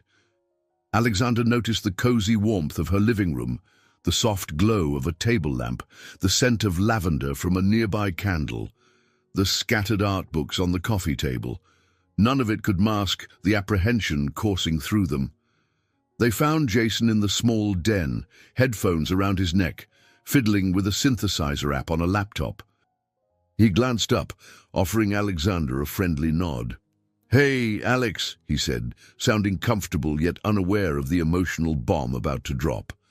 Linda cleared her throat, taking a seat on the armchair. "Jason, there's something we need to talk about," she began, her voice unsteady. "Something important." Alexander hovered by the edge of the couch, close enough to offer support, yet wary of overwhelming the boy. He saw Jason frown, picking up on the serious note in his mother's tone. "Okay, what's going on?"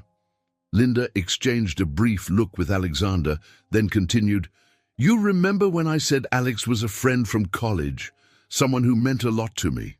Jason nodded, curiosity in his gaze. "Yeah, you said you guys drifted apart, but now you're reconnecting." Linda exhaled, her shoulders tense. "That's partly true, but there's more. Jason, Alex isn't just an old friend. He's your father." For a heartbeat, the air seemed to freeze. The casual warmth drained from Jason's expression as realization dawned. He looked from Linda to Alexander, a dozen emotions warring in his eyes. Shock, betrayal, confusion. His hands clenched around the armrest of his chair. "My father," he repeated, voice tight. "But you said you didn't know where my dad was." "You always made it sound like he'd left." Alexander's heart twisted at the hurt in Jason's voice. He stepped forward carefully. "Jason, I didn't know about you. Your mother never told me because she was protecting you," Linda interjected gently. "There were circumstances that forced me to leave before I could tell Alex I was pregnant. It was never about not wanting him in your life. I swear." Jason swallowed hard, tears of anger and confusion springing to his eyes. "So, all these years, I've been asking where my dad was, and you always said it was complicated. I thought maybe he just didn't care." Alexander forced himself to speak, his voice wavering. "That's not true. I would have been there if I'd known. I'm sorry, I've missed so much of your life." The boy rose abruptly, taking a few shaky steps toward the hallway. "I need a minute," he mumbled. Then he slipped away, disappearing into his bedroom, the door clicking shut behind him. Linda pressed a hand over her mouth, tears sliding silently down her cheeks. "I knew he'd be upset, but seeing him like that, it hurts." Alexander wanted to comfort her, but he felt raw himself. He'll need time. There's so much to process. They moved to the living room, both trying to steady their breathing. Linda clung to the edge of the sofa, her mind racing through the worst possibilities. Jason shutting them out, refusing to forgive her, spiraling into resentment. Alexander, too, felt a spike of dread. What if his son never accepted him? After several tense minutes, Jason reappeared in the doorway, shoulders slumped. He hesitated, as if deciding whether to stay silent or demand answers. Finally, he walked back into the living room, eyes brimming with hurt. "You said you didn't know," he addressed Alexander directly, anger tinged with a flicker of sadness. "Why didn't you, I don't know, come looking for me?" Alexander almost flinched. "I didn't know you existed until recently," he repeated gently. "Believe me, if I had known, I would have turned the world upside down to find you." Jason shook his head, tears threatening to spill. I just I can't believe this. My entire life, I've wondered about my dad, and now, suddenly, he's here. Linda reached for his hand, voice trembling. We should have told you sooner. I was just scared of what might happen if the truth came out, and how you'd see me. The teenager's gaze flickered between them. A long silence stretched, punctuated by the hum of the apartment's heating vents. Finally, Jason spoke, his voice quiet but resolute. I'm not saying I forgive anyone right now. I feel messed up, but I guess I want to know you, he said, looking at Alexander. If that's okay. Emotions swelled in Alexander's chest, relief mingling with guilt. It's more than okay. Whatever time you need, I'm here. Jason nodded numbly. Linda exhaled, tears still glistening on her cheeks. They all sensed the fragile nature of this moment, like standing at the eye of a storm. The secrets were out, the illusions stripped away. Now they had to weather the fallout together. 2 days passed in a blur for Alexander as he tried to juggle corporate deadlines while obsessing about Jason's reaction. Their confrontation had been both a painful ripping open of old wounds and a step toward genuine connection. The aftermath left him exhausted, yet oddly hopeful. He fielded 6 messages from Catherine, ignoring all but the most urgent business-related ones. He knew he needed a calm head before he spoke to her again. That Tuesday evening, Linda invited Alexander over for dinner. Nothing formal, just takeaway pizza and a chance for Jason to acclimate to his newly discovered father's presence. Alexander arrived with a nervous heartbeat, a half-formed apology on his lips for any discomfort Jason might still feel. Inside, the small dining table was set with paper plates and napkins. An aroma of melted cheese wafted from the open pizza box. Linda poured iced tea into 3 glasses, giving Alexander a reassuring look that said, "We'll get through this." Jason hovered by the kitchen counter, posture rigid as if uncertain whether to stand or sit. They took their places around the table. Conversation started stilted. The typical questions about Jason's day at school interspersed with awkward pauses. Alexander tried to focus on the teen's interests, asking about the music program Jason had mentioned before. Gradually, the tension in the room eased. "So, you're into composing your own stuff?" Alexander asked, keeping his tone casual. Jason nodded, cheeks reddening slightly. "Mostly electronic, just experiments. Really, I'm not super good or anything." Linda shot her son a supportive look. "You're better than you think," she said. "You have a knack for it." Alexander found himself smiling genuinely. "I'd love to hear it sometime. Maybe you can show me what you're working on." Jason shrugged. "Maybe." Though his response was guarded, it lacked the bitterness from before. Alexander recognized this as progress, a small crack in the walls that had shot up around Jason's heart. They continued eating in relative silence, an unspoken acceptance passing between them. After dinner, Jason mumbled something about needing to finish homework and retreated to his room. Linda cleared the table, while Alexander pitched in, stacking plates and tidying the tiny kitchen. When they were alone, Linda's face crumpled with emotion. She leaned against the counter, her voice tight. "I still can't believe we're here. Sometimes it feels like a dream, like I'll wake up and realize I never told him the truth and you never came back." Alexander set the plates aside and rested a comforting hand on her shoulder. "We can't change what happened," he said, voice low, "but we can make sure the future is different." She placed her hand over his, meeting his gaze. "How are you holding up? With everything? Jason, your mother, the company?" He let out a slow breath. "I'm managing. The board is pushing me on a new merger strategy. Catherine is furious at me for not bowing to her demands. And on top of it all, I'm terrified I'll disappoint Jason even more." Linda's eyes softened. "You won't, as long as you're honest with him. Kids, especially teenagers, they sense insincerity a mile away. A faint smile tugged at his lips. You always had a knack for cutting through my defenses. Her gaze flickered with warmth, mingled with the weight of lost years. I loved you, you know. That's why it hurt so much, leaving. The admission hovered between them, a fragile truth linking past and present.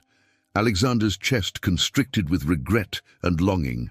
I loved you too, he said softly, and some part of me never stopped. Their eyes locked, full of unspoken emotion. Then footsteps sounded from the hallway, and Jason appeared in the doorway, backpack slung over one shoulder. He seemed to sense the charged air between them, pausing awkwardly. I forgot my charger, Jason explained, looking from Linda to Alexander as though trying to decode their relationship. He slipped past them, grabbed the charger from the kitchen counter, and disappeared back into his room. Linda sighed.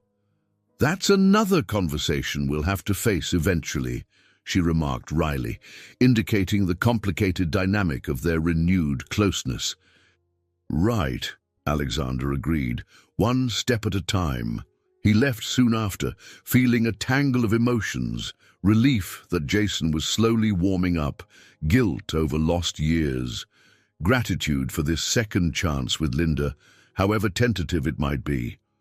On his drive home, he realized that while the initial shock of revelation was past, the true healing had only just begun. Jason's trust would not be won overnight, and Catherine's looming presence threatened to stir up more trouble. Yet for the first time in ages, Alexander felt a sense of belonging that even his most prestigious corporate triumphs had never given him. This is what matters, he told himself. Family, truth, and a chance to be there for my son. With that conviction glowing in his chest, he returned to his apartment, determined to stand firm against whatever storm Catherine or anyone else might bring his way. Morning light filtered through the glass facade of Hart Technologies, illuminating the glossy floors and sleek decor. Alexander stepped out of the private elevator, feeling different than he had in years. A quiet resolve pulsed in him, a certainty that fatherhood, this new role, mattered more than the corporate demands that once consumed his every waking hour. Emily greeted him at the reception area outside his office, wearing her usual calm smile. "Morning, mister." "Art," she said, handing him a schedule. "The board wants a meeting at 10. Robert is already in the conference room." He nodded, accepting the folder. "Emily," he said, his voice softer than usual, "thanks for covering for me these past few days. I had personal matters to handle."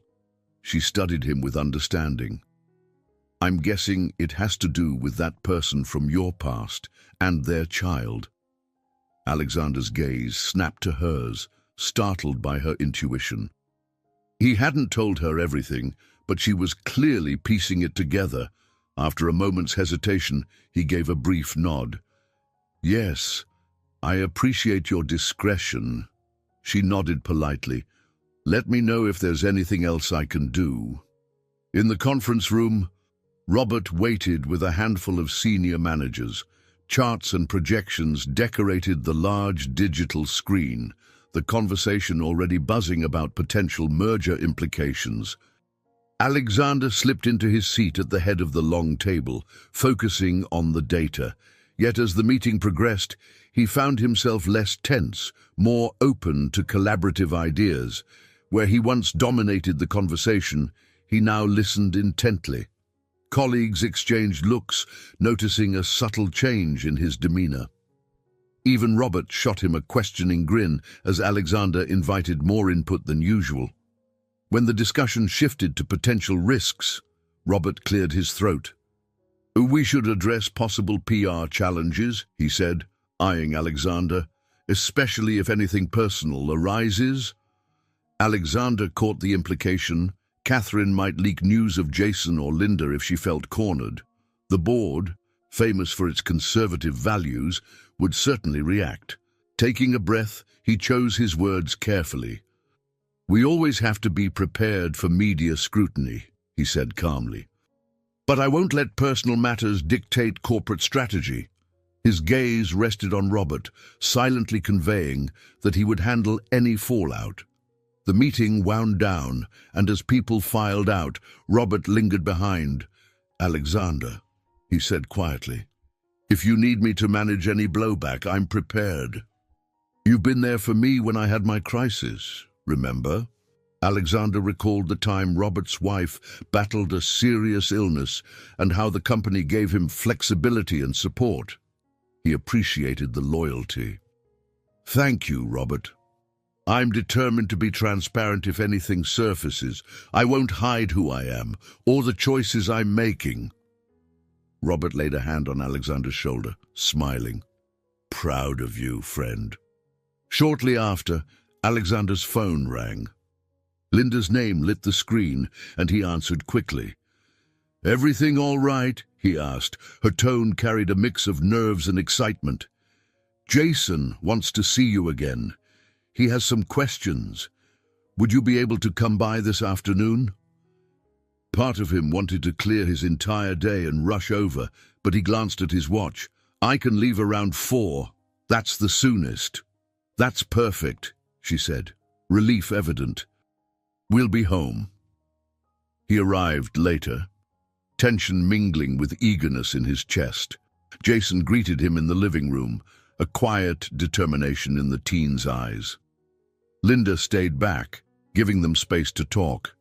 Alexander sat on the edge of the couch, mirroring Jason's posture. "Mom told me more about your mother," Jason began, voice tinged with anger. "How she basically forced her to leave. Is that true?" Alexander sighed heavily. "Yes, it's true.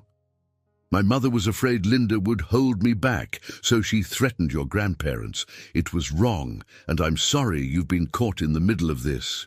Jason's brow creased in thought. "So what happens now? Is she going to try to separate us again?" Alexander swallowed hard, reflecting on Catherine's unwavering methods. "Not if I can help it," he said firmly. "I'm not just a son anymore, I'm a father. And I won't let her or anyone else keep us apart." The teen seemed to weigh his words, searching for sincerity in Alexander's eyes. "You didn't know about me, but still, it's weird. I've had a dad this whole time. And yet, I was alone." A pang of guilt cut through Alexander. "I wish I could rewind time and fix it. But all I can do is move forward, show you that I'm here." He paused, then ventured, "If you want, maybe we can hang out sometime, just us two." Jason slowly nodded. "Yeah, maybe." He stood, looking slightly uneasy, but also a little relieved. "I'll be in my room," he said, stepping away with an unspoken promise that they'd keep trying.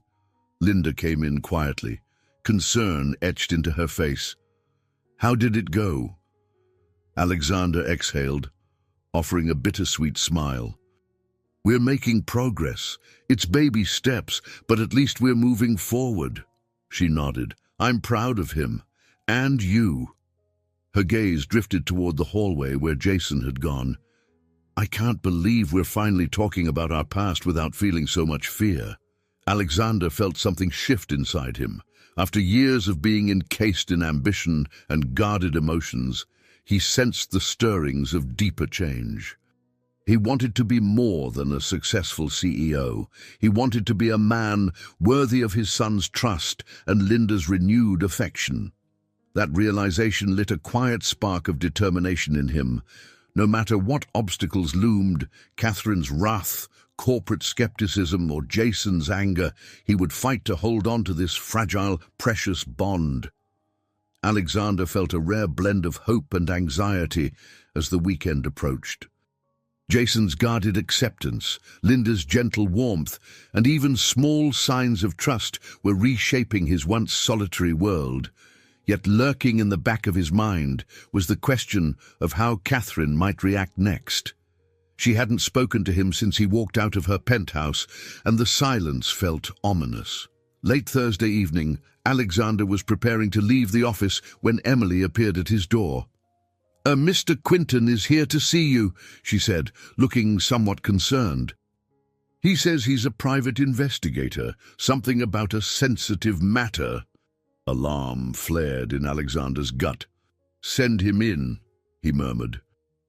A tall, greying man entered, his eyes cool and assessing.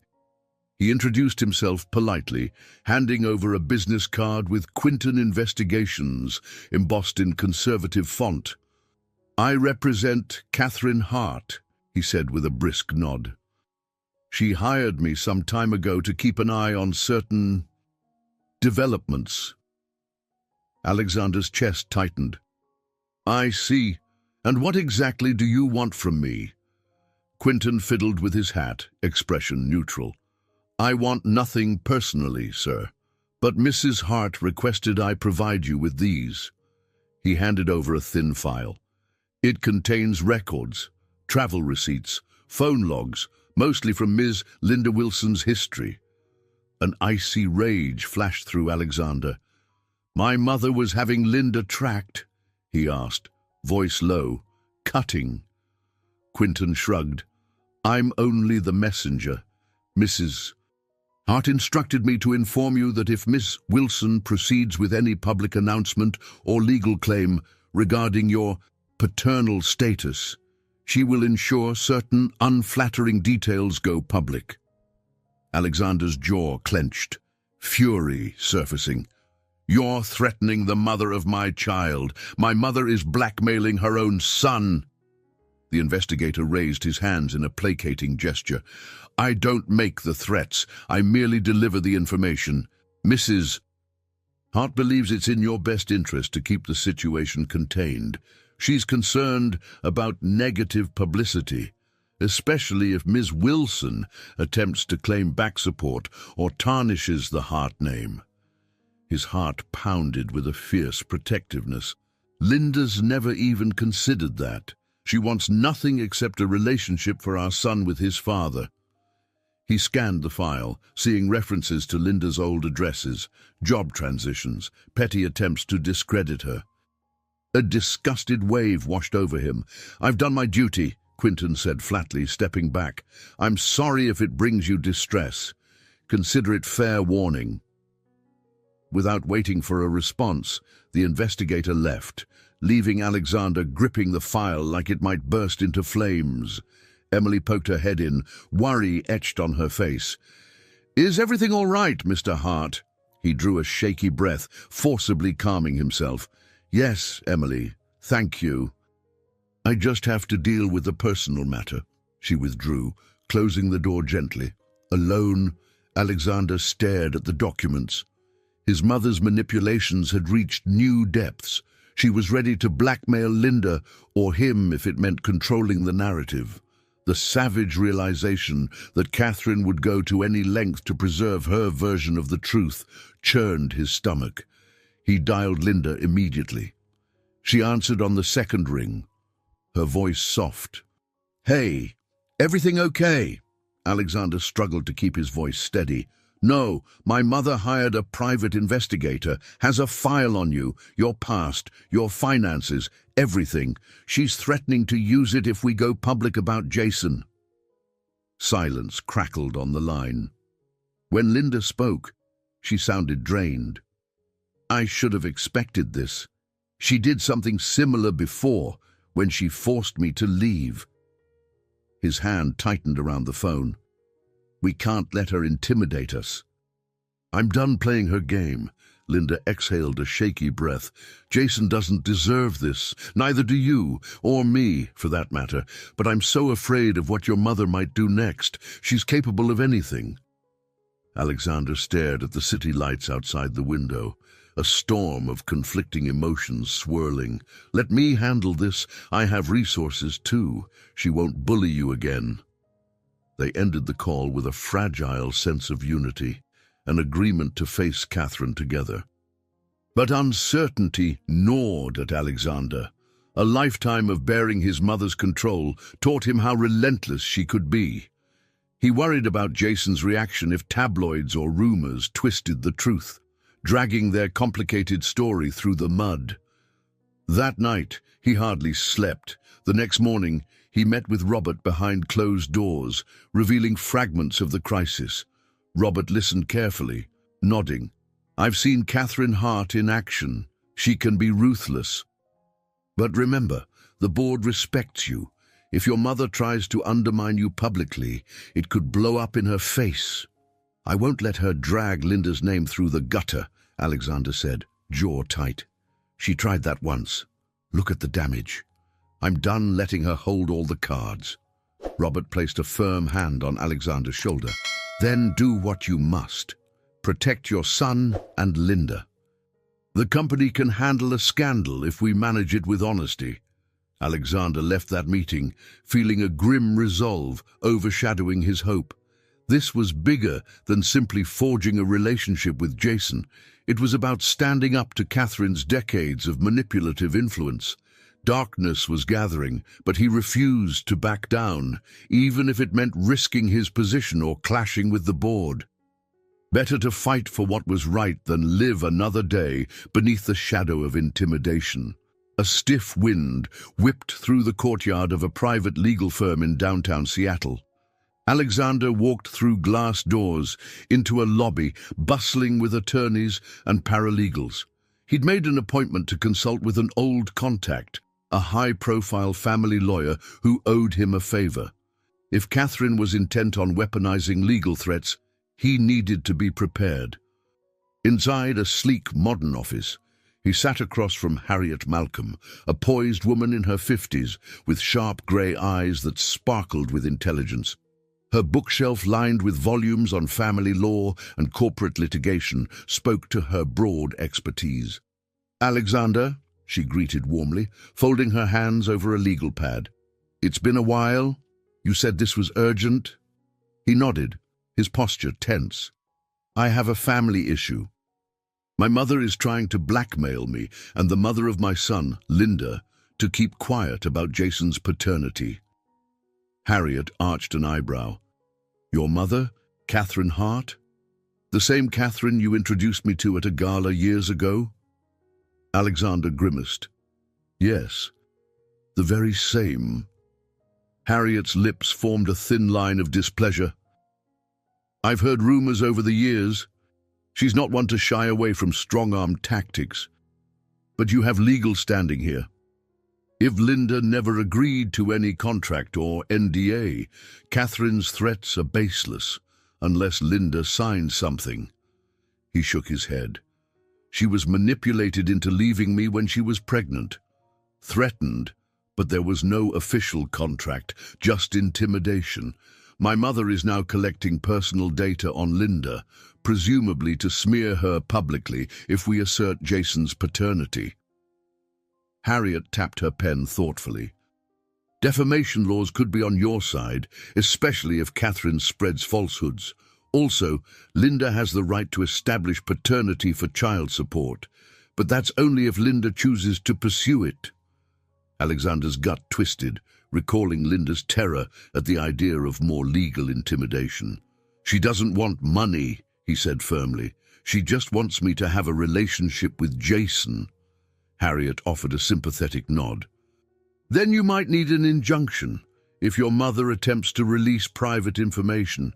You could also file a preemptive defamation suit if you have evidence of her intent." He breathed out slowly, considering the consequences of escalating to open legal warfare. What if it leaks? The board at Hart Technologies might panic and we'd face a media circus. Harriet's voice softened. "Sometimes doing the right thing isn't about avoiding scandal. It's about protecting the people you love." She paused, meeting his eyes. "You'd be wise to have Linda involved in any decisions. She needs to know her legal options." With a final handshake, Alexander left Harriet's office, clutching brochures, legal outlines, and a sense of grim determination. Stepping back onto the windy sidewalk, he realized he was more prepared than ever to face Catherine, but the moral weight pressed on him. For years, he'd thrived on controlling outcomes. Now that sense of control felt increasingly slippery. By early evening, He stood outside Linda's apartment again, tension knotting his shoulders. He carried a file of legal notes under one arm and a bag of takeout for dinner. Linda greeted him at the door, her features pinched with worry. Jason was at a friend's house, giving them a chance to talk openly. Over plates of Chinese food, Alexander explained the investigators' visit, Catherine's threats, and the conversation with Harriet. Linda's face went pale, fear dimming her eyes. "She's never going to stop, is she?" she whispered. "Even now, she wants to rip everything away." He set down his fork, reaching across the table to grasp her hand. "She can't rip us apart if we stand together. That's what Harriet said, too. Legally, we have options. I'm ready to fight for you, for Jason." Her eyes brimmed with tears. "I'm terrified Jason will be hurt the most.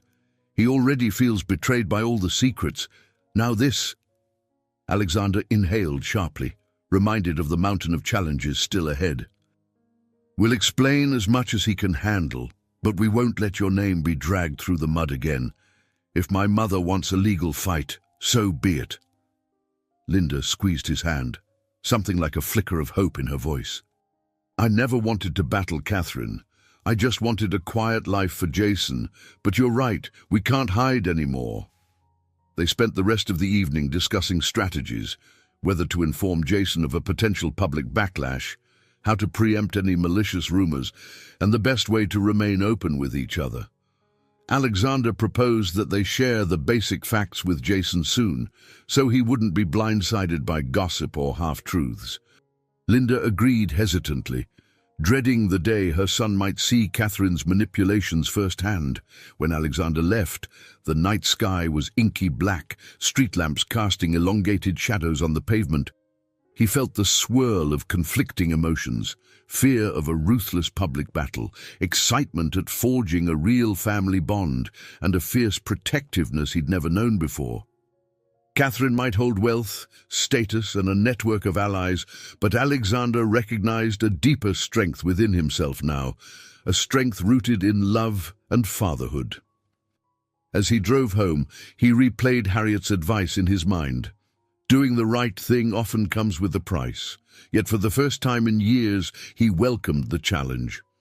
The next confrontation looming on the horizon would be the greatest test of his life, both as a CEO and as a father. And this time, he was ready to cross that threshold, no matter the cost. Alexander paced his penthouse apartment, phone gripped in one hand. Outside, Seattle glimmered in the early evening haze, but he barely noticed. Harriet, his attorney friend, had called earlier with a grave warning. Catherine had reached out to a legal counsel known for aggressive media strategies. The possibility of a public spectacle loomed larger than ever. Yet despite that threat, Alexander felt no urge to retreat. Instead, he found his determination growing stronger. He made a quick call to Linda. She answered on the second ring, her voice subdued. "How bad is it?" she asked, skipping any greeting. "Harriet says Mother's making moves," he replied, frustration creeping into his tone. "I'm sorry you're stuck in the middle of this." Linda's sigh carried across the line. "We knew she wouldn't give up easily. Jason overheard me talking to Lucy about Catherine's meddling. He's worried that Catherine will embarrass him at school, that everyone will know before he's ready." Alexander's chest tightened, picturing his son feeling trapped and exposed. "Harriet suggested we control the narrative," he said. "If we speak up first, publicly or at least among key people, we won't let Catherine spin her version unchecked." Linda hesitated. "I'm not used to media attention, Alex. I've always avoided the spotlight. But if you think it's best," Alexander forced a comforting note into his voice, "we'll do it together. We'll protect Jason. No half-truths, no rumors, just honesty." After the call, he scrolled through old photos on his phone, eventually landing on a picture of Jason from their recent dinner, his dark hair unruly, his smile tentative yet warm. The shot had been spontaneous, taken when Linda teasingly insisted Alexander learn to use the phone's portrait mode. He gazed at his son's face, feeling anew the weight of all the years lost. A knock at the door startled him. He set his phone aside and opened the door to find Emily, wearing a concerned expression. "You weren't answering your office line," she explained. "Robert and I have been worried. Everything okay?" Alexander stepped aside, letting her enter. "Just a lot on my mind," he admitted. "Catherine might launch a public offensive. Linda, Jason, and I want to get ahead of it." Emily nodded, perching on the arm of a chair. "Robert told me some board members have heard whispers that you're dealing with a delicate family issue. They're concerned about negative press." She paused, then added, "But not all of them are against you. Some respect what you're doing." He ran a hand through his hair, shoulders tense. "I'm prepared to address them head-on, if it comes to that. My mother's old alliances won't scare me off." She regarded him quietly, then offered a gentle smile. "Alexander, this might sound odd, but I've never seen you so human, so willing to fight for something that's not about profit or reputation." He let out a slow breath, feeling an unexpected wave of gratitude. "Thanks, Emily. I spent years thinking my success in business was everything. Now I realize that pales compared to being present for my son, and hopefully for Linda, too." She patted his arm. "If you need me, I'm here." After she left, Alexander placed a call to Robert. They agreed the best approach was transparency. He would schedule a meeting with the board to inform them, in broad but honest terms, that personal circumstances required him to address family matters publicly. Robert promised to stand by him, ready to counter any attempts by Catherine to exaggerate or misrepresent the situation. Later that night, Alexander drove through the rain-slicked streets toward Linda's apartment. Her invitation had been simple. "Jason wants to talk to you about something." He arrived to find them both in the living room, books and magazines spread out on the coffee table. Jason stood near the couch, fiddling with a guitar pick.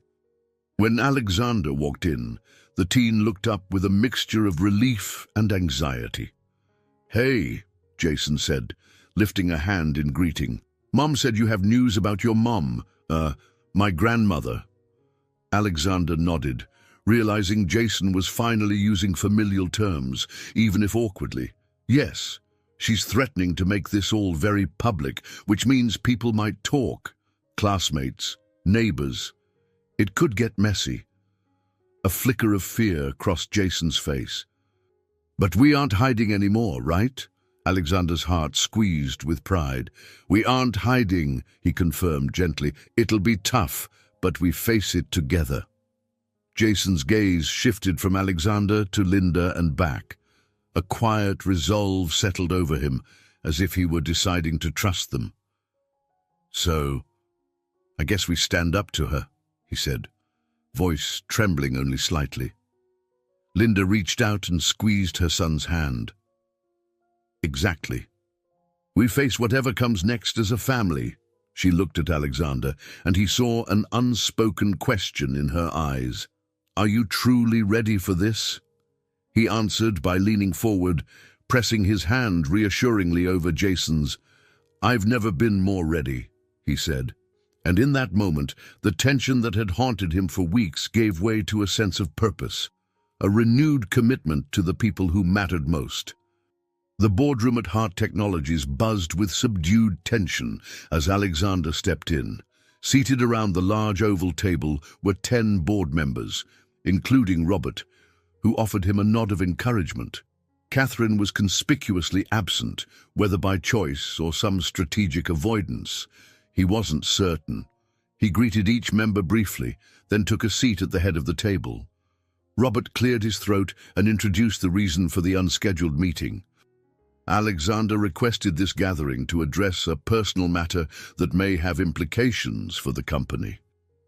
All eyes fixed on Alexander. He placed a single sheet of notes on the table. though he wasn't sure he'd read from it. "Thank you for meeting me on short notice," he began. "I know rumors have been circulating about my private life. I want to share the facts, so you're hearing them directly from me." A murmur stirred among the members. Some folded their arms, skeptical, others leaned forward, ready to listen. Alexander pressed on, keeping his voice calm. "I recently discovered I have a 15-year-old son, Jason, with a woman I dated in college. The circumstances of his mother's departure from my life were complicated by family pressures that I was unaware of at the time. Now that the truth is out, my mother, Catherine Hart, has threatened to make the situation public in a negative light." He paused, feeling his chest tighten. "I realize this might cause scrutiny toward Hart Technologies if the media becomes interested. However, I have no intention of hiding my son or his mother. They're part of my life, and I'm choosing to acknowledge that openly. If any members of the press contact you, I ask for your understanding." The board members exchanged glances. One man, Mr. Daniels, cleared his throat. "Alexander, we respect your honesty. But do you have a plan for managing potential fallout? The last thing we want is investor panic." Alexander nodded. "Yes, I'm working with legal counsel to address any defamation or misinformation that might arise. I have my CFO, Robert, guiding me on communications. We'll release a concise statement if necessary, focusing on transparency and reaffirming that company operations remain strong." A woman with sharp features, Ms. Langan, spoke up. "We appreciate your forthrightness. Our main concern is whether Catherine Hart, as a former board member, will try to use her connections to harm the company or undermine your leadership." The question felt like a punch. He steadied himself. "My mother's approach is indeed adversarial. But the company is bigger than any one person, even her. If she pursues a public battle, I'll protect the firm. I have no doubts about our financial stability or the loyalty of our major stakeholders. My personal life won't derail our business." A short silence followed. Robert addressed the room, voice firm. "I've been in close contact with Alexander. His performance and commitment to the company have never wavered. We have contingency plans for any PR crisis. Should it occur, we must stand by him." Several board members nodded, the tension in the room ebbing ever so slightly. Mr. Daniels offered a small smile. "Thank you, Alexander. This is all we needed to hear, that you have a strategy and the integrity to address these matters openly." Alexander relaxed fractionally, relieved he hadn't encountered outright hostility. After a few more clarifying questions, largely about media strategy rather than moral judgment, the meeting adjourned. He rose to leave, shaking hands with each board member. The sense of acceptance was tentative but real. As the room emptied, Robert clapped him on the back. "You did well. Honesty goes a long way, especially when you're already respected." Alexander exhaled. "We'll see what Catherine does next." Later that afternoon, he returned to his office and found Catherine waiting there, perched on the guest chair like a hawk ready to strike. He froze in the doorway, feeling a flash of adrenaline. He shut the door behind him, bracing for a confrontation. She stood, her eyes cold. "I heard you aired our business to the board." "They deserved the truth," he countered. "Unlike the half-truths and intimidation you've been peddling," she scoffed. "You've made a grave mistake, Alexander. You're tainting our family name, squandering everything I worked for to elevate you." A wave of protectiveness surged within him. He thought of Linda, of Jason, and of the future he was fighting for. "You're the one who's tainting it, Mother, by choosing blackmail over compassion." Her mouth tightened. "Is that how you see it? Then so be it. You'll face the consequences. Don't expect me to shield you any longer." She brushed past him, letting the door slam behind her. Alone in the office, Alexander let out a shaky breath. The confrontation had been inevitable, and although it stung, he felt a strange calm settle over him. He had chosen his path, truth and family over deceit, and now he had to see it through, no matter how the fallout unraveled. A soft mist coated the city the next morning, blurring the outlines of skyscrapers and giving Seattle an almost dreamlike quality. Alexander drove out to a local community center where Linda and Lucy had organized an art workshop for teenagers. Jason had mentioned he might help out, and Alexander was eager to see him in that environment, supportive, creative, free from the tension that hung over them at home. Walking into the center's main hall, he immediately spotted Linda, who was handing out brushes and paints. Lucy stood nearby, guiding a group of teens setting up easels. The sight made him pause. Linda looked so at ease, her smile genuine as she encouraged each young participant. This was a part of her life he'd never witnessed before, a nurturing role that suited her perfectly. "Alexander," she called, catching sight of him. "You made it." He stepped closer, noticing a splash of bright red paint on her sleeve. "I wouldn't miss it," he said warmly. "Where's Jason?" She tilted her head toward the back of the room. Jason was crouched by a table, helping a younger kid sketch the rough outline of a cityscape. The boy looked engrossed, nodding as Jason offered pointers. Alexander's heart clenched at the simple normalcy of the scene. He approached quietly, letting Jason finish his explanation.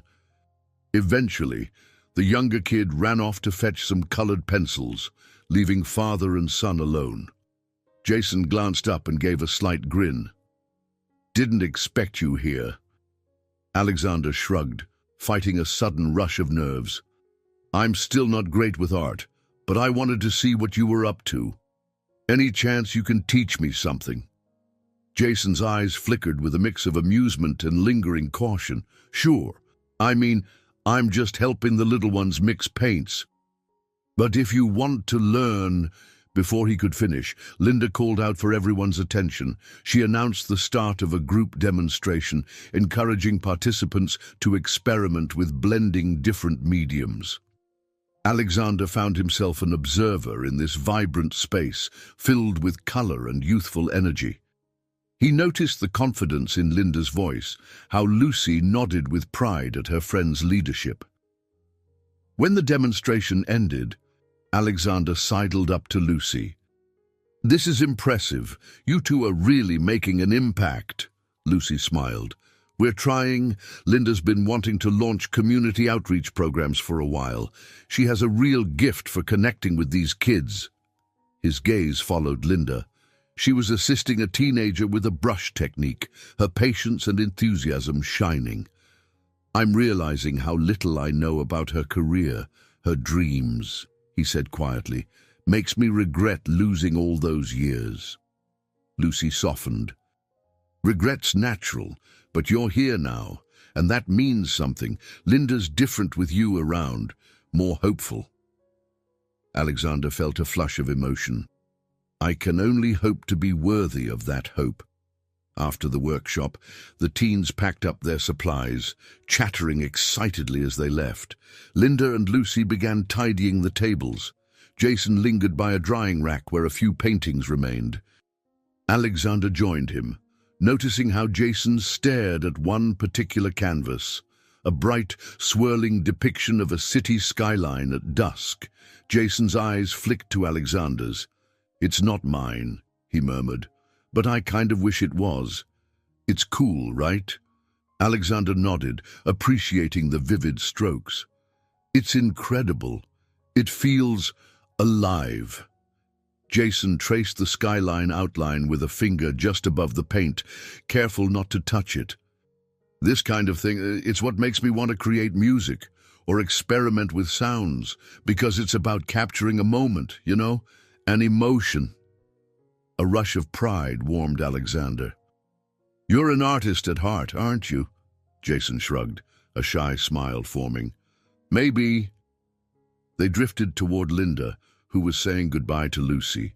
When she spotted them, her eyes lit up. Ready to go home? We can grab dinner on the way. Jason tossed Alexander a questioning glance, as if silently asking if he was invited to share in those plans. Alexander gave him a nod and an encouraging smile. Absolutely. Maybe we can talk more about your music ideas, he offered. That'd be cool, Jason replied. His voice was casual, but Alexander detected a hint of gratitude in his eyes. They packed up the last of the supplies. Outside, the mist had thickened, casting the parking lot in a soft haze. Linda locked up the community center, then turned to Alexander. You know, she said, tucking a stray hair behind her ear, seeing you here with Jason, supporting him, this is the life I always imagined in some way. He slipped an arm around her shoulders, a gesture that felt both new and deeply familiar. We can't reclaim the lost time, he said, voice gentle, but we can shape what comes next. Together, her gaze shimmered with emotion. Yes, she whispered, together. A chilly wind ruffled Alexander's hair as he stood on the lawn outside the headquarters of Heart Technologies.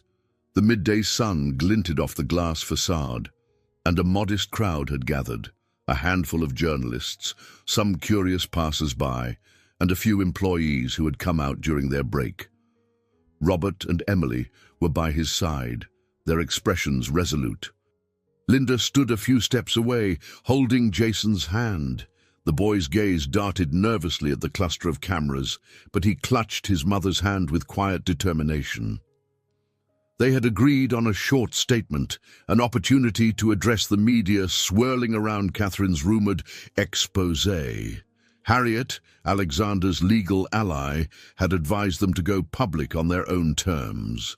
Alexander stepped up to a small podium, adjusting the microphone. He cleared his throat, meeting the eyes of the reporters. Thank you all for coming, he began, voice firm. Over the past weeks, there's been speculation about my private life. I'm here to clarify those matters before unfounded rumors take hold. He gestured for Linda and Jason to join him. This is Linda Wilson, he said, a note of pride in his tone. And this is our son, Jason. We were separated years ago due to complex family pressures. I only recently learned of Jason's existence. He had no part in the choices made back then. A flurry of camera shutters clicked, but the gathered press remained mostly respectful. Linda stood with quiet dignity, her arm protectively around Jason's shoulders. Alexander felt a pang, knowing how vulnerable they must feel. He pressed on, maintaining composure. I regret the lost years, he continued, but I'm committed to moving forward as a family. Linda and Jason deserve my full support, and they have it. I understand public figures often face scrutiny, and I'm prepared for whatever follows. My personal journey won't affect my responsibilities as CEO of Heart Technologies. One reporter called out, Mr. Hart, what about allegations that you've hidden this child to protect your corporate reputation? Alexander shook his head calmly. There was no cover-up. I've been straightforward with the board and my team. The only secrecy that existed was without my knowledge, driven by others. We're here today to dispel rumors and affirm our united front. Another journalist asked, Ms. Wilson, how do you feel about this sudden spotlight? Linda held the mic Alexander handed her, voice steady though her cheeks flushed.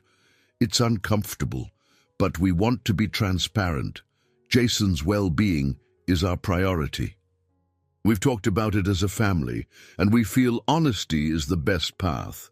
Jason stood quietly by her side, eyes darting between the reporters and Alexander. He stepped closer to the mic, then seemed to change his mind. Instead of speaking, he looked at Alexander with an expression that seemed to say, I'm okay. It was enough. With that, Alexander gave a final nod. That concludes our statement. Thank you for respecting our privacy going forward. Harriet stepped in, ushering the press away with polite efficiency. Once the crowd dispersed, Alexander turned to Linda and Jason, relief washing over him. "We did it," he said quietly, placing a hand on Jason's shoulder. "Are you all right?" Jason exhaled. "Yeah, it was kinda weird, but it feels better than being afraid of what might happen." Linda nodded, emotion in her eyes. "I just hope Catherine doesn't escalate further." Behind them, Catherine appeared, stepping out from the lobby's shadow. She was dressed impeccably, as always, though her face looked pinched and weary. The tension in the air was immediate. Jason tensed, instinctively moving closer to Linda. Catherine's gaze swept over them. For a moment, it seemed she might hurl more threats, but something in her posture softened. Her features contorted as if waging an internal war. Then she spoke quietly. "I see you've made your choice, Alexander." He met her stare levelly. "Yes, I have." She looked at Jason, her eyes flickering with a complexity of emotions, regret, perhaps, or longing. "I wanted what was best," she began, but the words sounded hollow. Finally, she whispered, "I never meant to cause so much harm." An uneasy silence followed. No one was sure how to respond. Alexander found himself searching her face for any sign of genuine remorse. He couldn't forget her schemes, yet he saw in that moment a glimmer of a mother wrestling with the consequences of her actions. Without another word, Catherine turned and walked away, disappearing into the throng of curious onlookers near the street. A heaviness lifted from the air, replaced by an odd hush. Linda slipped her hand into Alexander's, and Jason stood on his other side. Robert and Emily approached, offering discreet congratulations and comfort in their presence. The group made their way back into the building, hearts pounding with the weight of what had just transpired. In the elevator, Jason finally spoke, voice quiet yet determined. "I'm glad we did that. Now we don't have to hide." Alexander wrapped an arm around his son's shoulders. "We don't hide," he said, the words echoing with finality. Their future stood wide open, uncertain but filled with the promise of honesty, acceptance, and the bond they had fought so hard to reclaim. I hope you enjoyed today's story. Subscribe to the channel so you don't miss more stories like this. Leave a like and comment below what you thought of the story. See you in the next video.